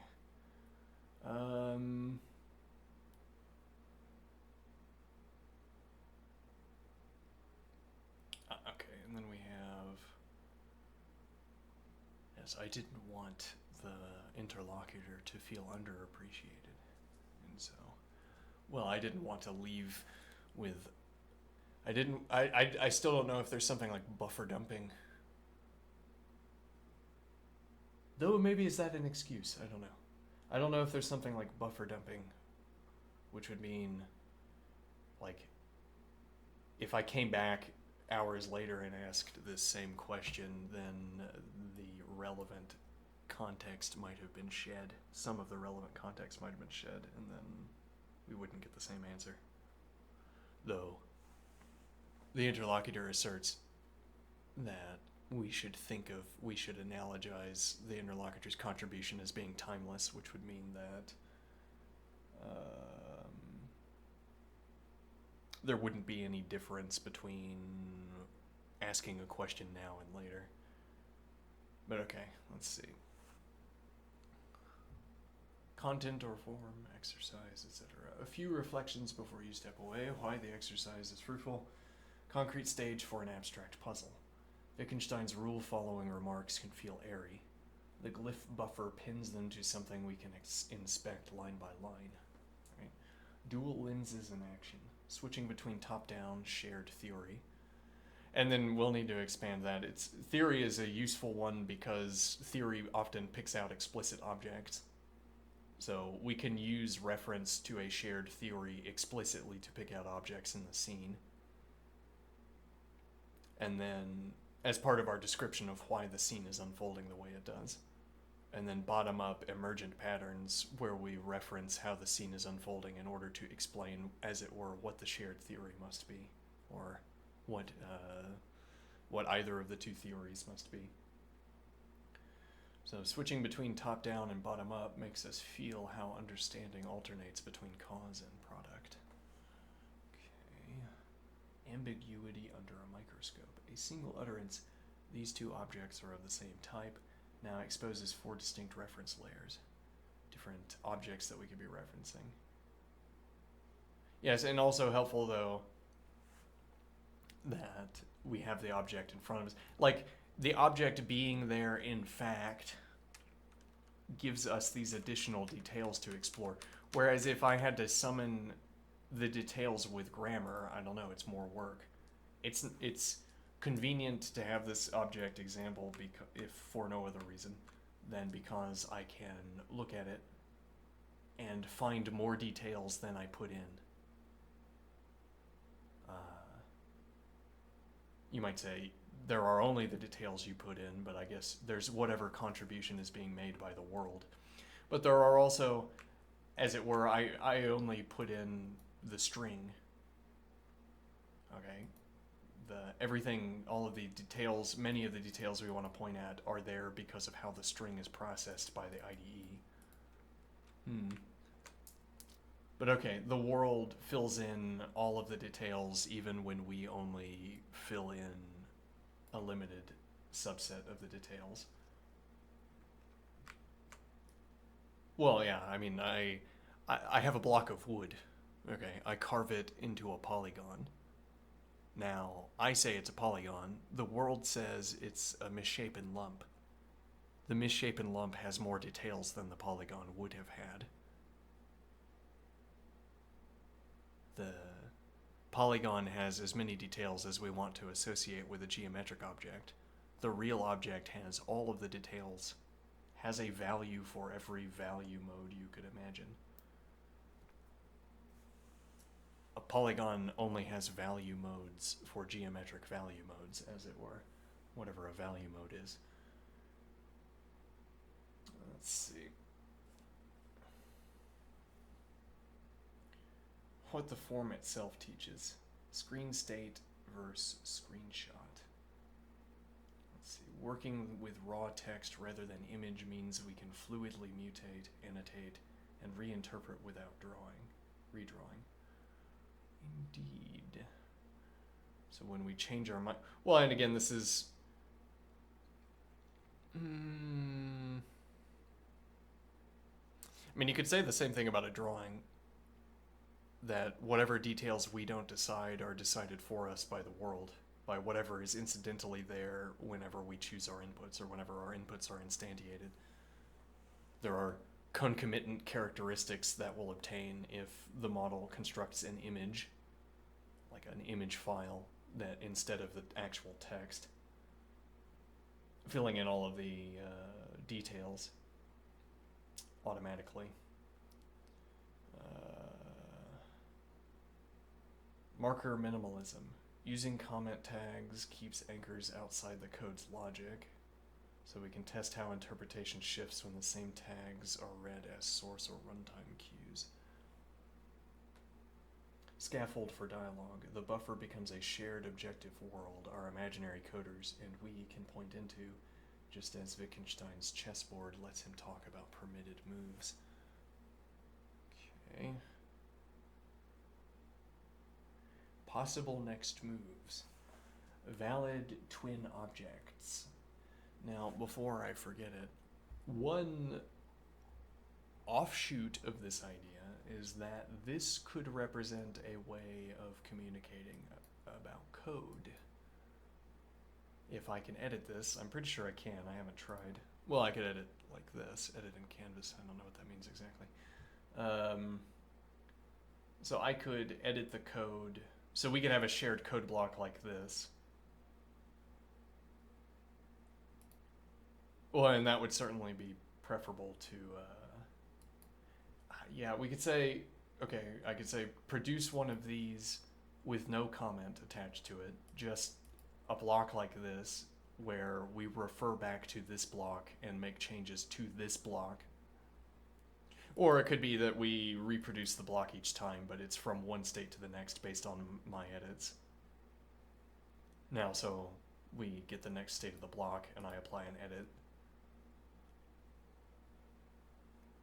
Okay, and now, well, and there would be explicit reference points.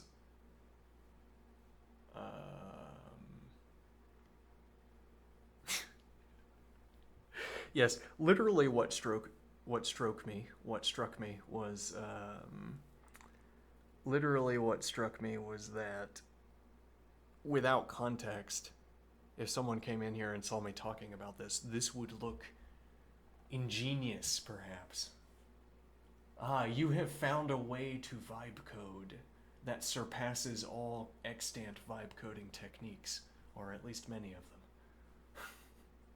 This is what vibe coding is supposed to look like. I don't know, maybe.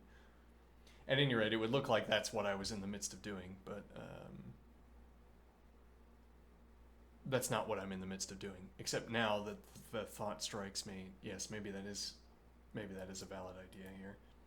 We could have the code put in comments that we can consider in scene.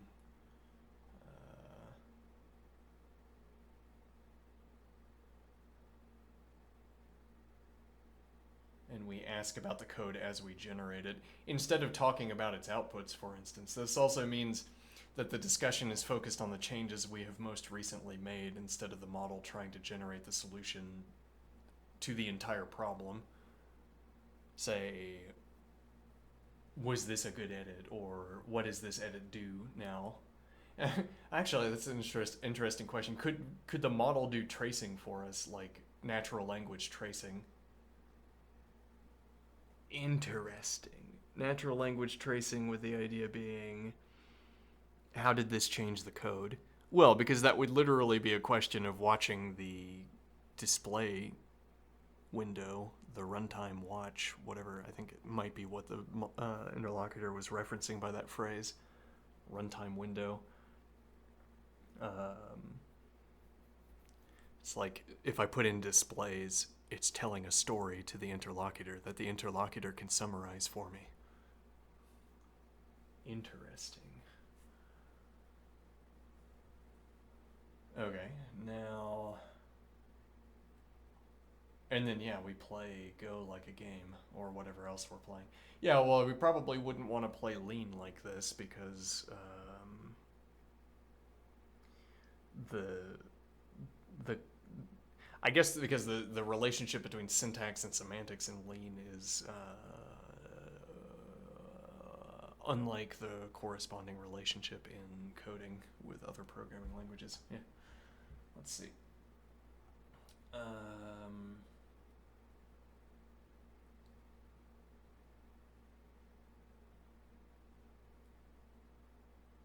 see.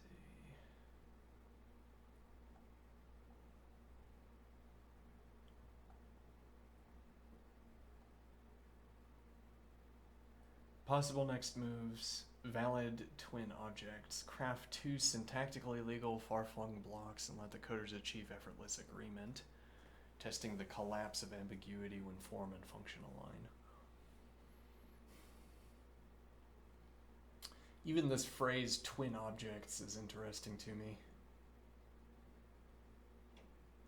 Like when we allow in our scene that they agree concerning which the objects are or which glyph clusters constitute the object.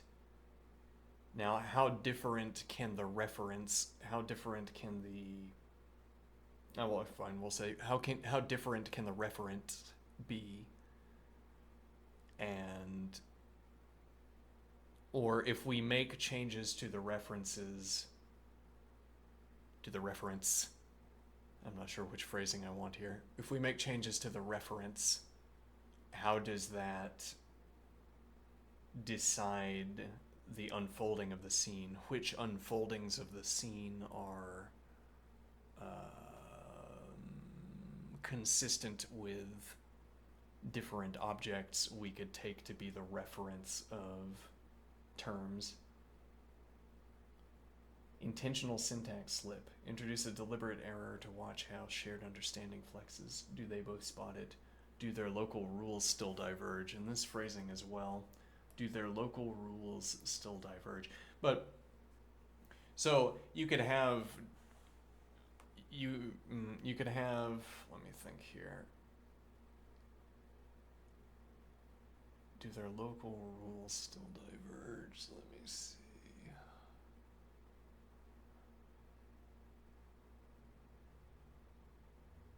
Oh, it's been 2.5 hours and I didn't ever start. Yeah, my upper body's kind of wrecked at the moment, so I think it's probably fine that we didn't do our seated exercises. Though the oxygenation levels have been unsuitably low, perhaps.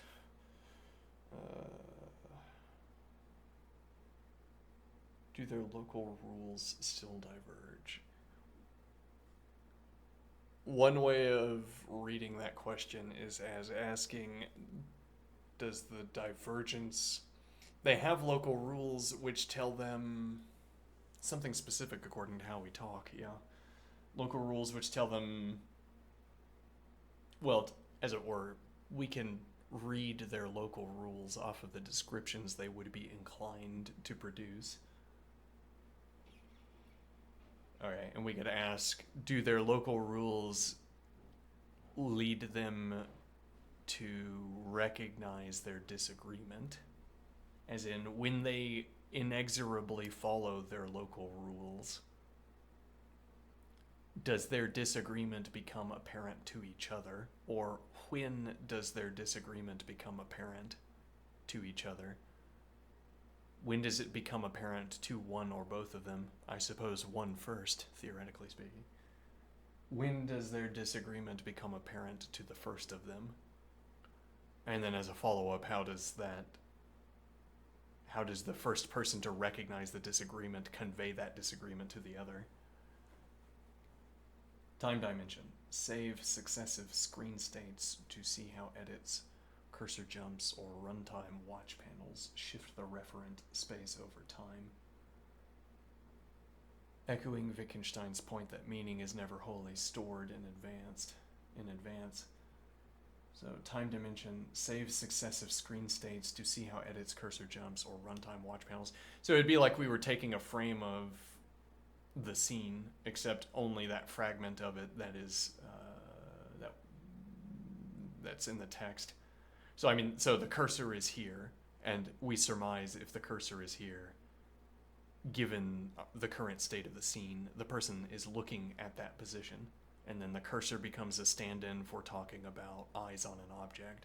Well, really, the cursor becomes a stand-in for attending an object, which is an interesting parallel here. We're using these in-scene objects as stand-ins for, as justifications for the assertion that attention is directed in one way instead of the other.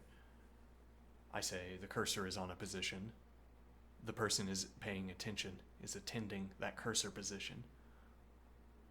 Okay. Reasonable, so reasonable in fact that you wouldn't find anything to object. There are edge cases, though, where the objection becomes more evident.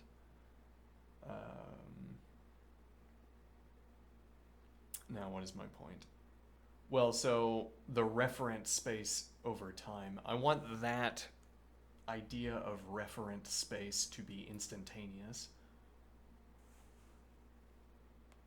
What do I mean? Two different interpretations here would be to treat the referent space as instantaneous or to treat it as sort of moving in stages. So as it were, if I divided up an activity into sub-activities, then the referent space would change when I moved from one sub-activity to another sub-activity. Whereas if the referent space is instantaneous, then we wouldn't be able to use words to describe it at all. We wouldn't be when we say referent space, we wouldn't be talking about something where we could usefully reference the rules they're following to talk about the objects in the reference space. So I am thinking, and yet I find that to be my preference. Meta value. The exercise itself is a miniature laboratory. We're not just talking about rule following, we're building a rule-laden artifact and then interrogating it from different vantage points. That tight feedback loop between artifact and analysis is, in my view, what makes this so compelling. I'm tired. All right.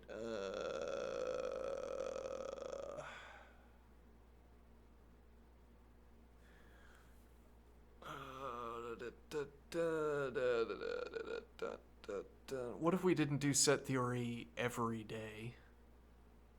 The model keeps pushing this idea. Our interlocutor here keeps pushing this idea. Don't have a schedule. Do different things each day. This is a strange concept to me. Different things each day? We could learn lean instead of doing set theory every other day, for instance. Interesting. I need to run. Or, I don't know, get my heart rate up. I don't know, my knee's not there and my upper body's wrecked. We could just say, do 10 minutes here and then do 2 10-minute sessions over the last 3 hour segment. Okay, but then, however, I will take a short break and return, and then hopefully I wasn't muted this entire time, etc. Okay, yeah, alright, I'll be right back. Muting the microphone.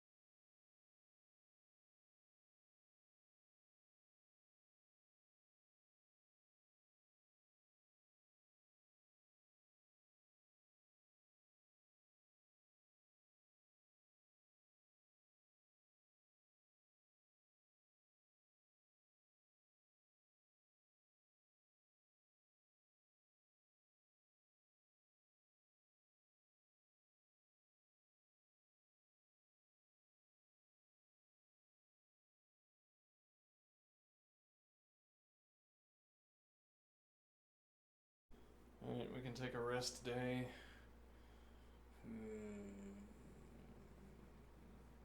Rest day.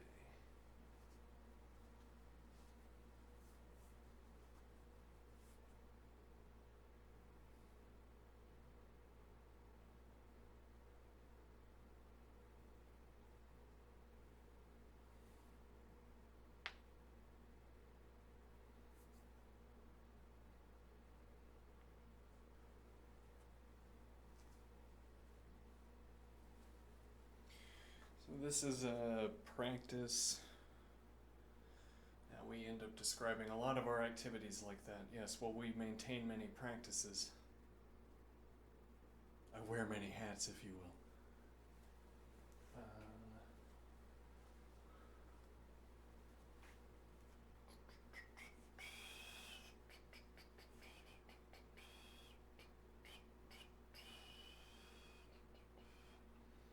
What is important is not that.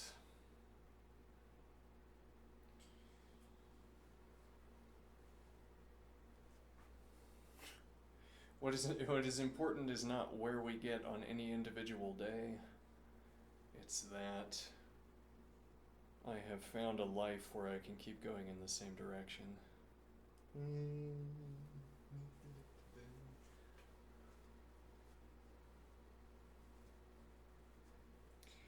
There's no reason why I should be able to come back and continue having these fascinating, to me at any rate, insights.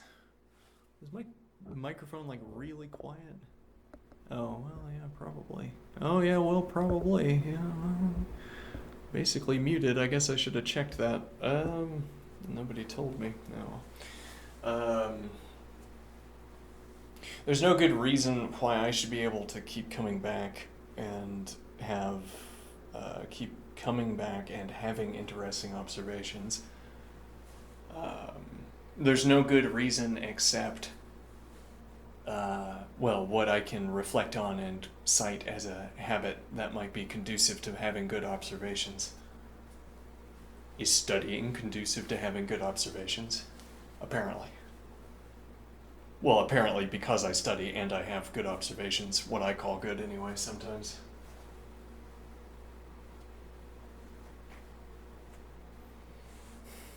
What point am I making here?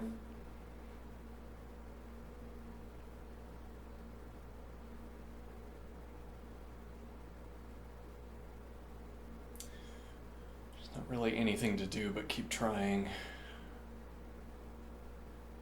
I mean, that if I want to continue having these interesting observations, my option is to reach good conclusions about what I should keep and what I should not, what I should carry forward and what I should not, what I should prune and what I should keep.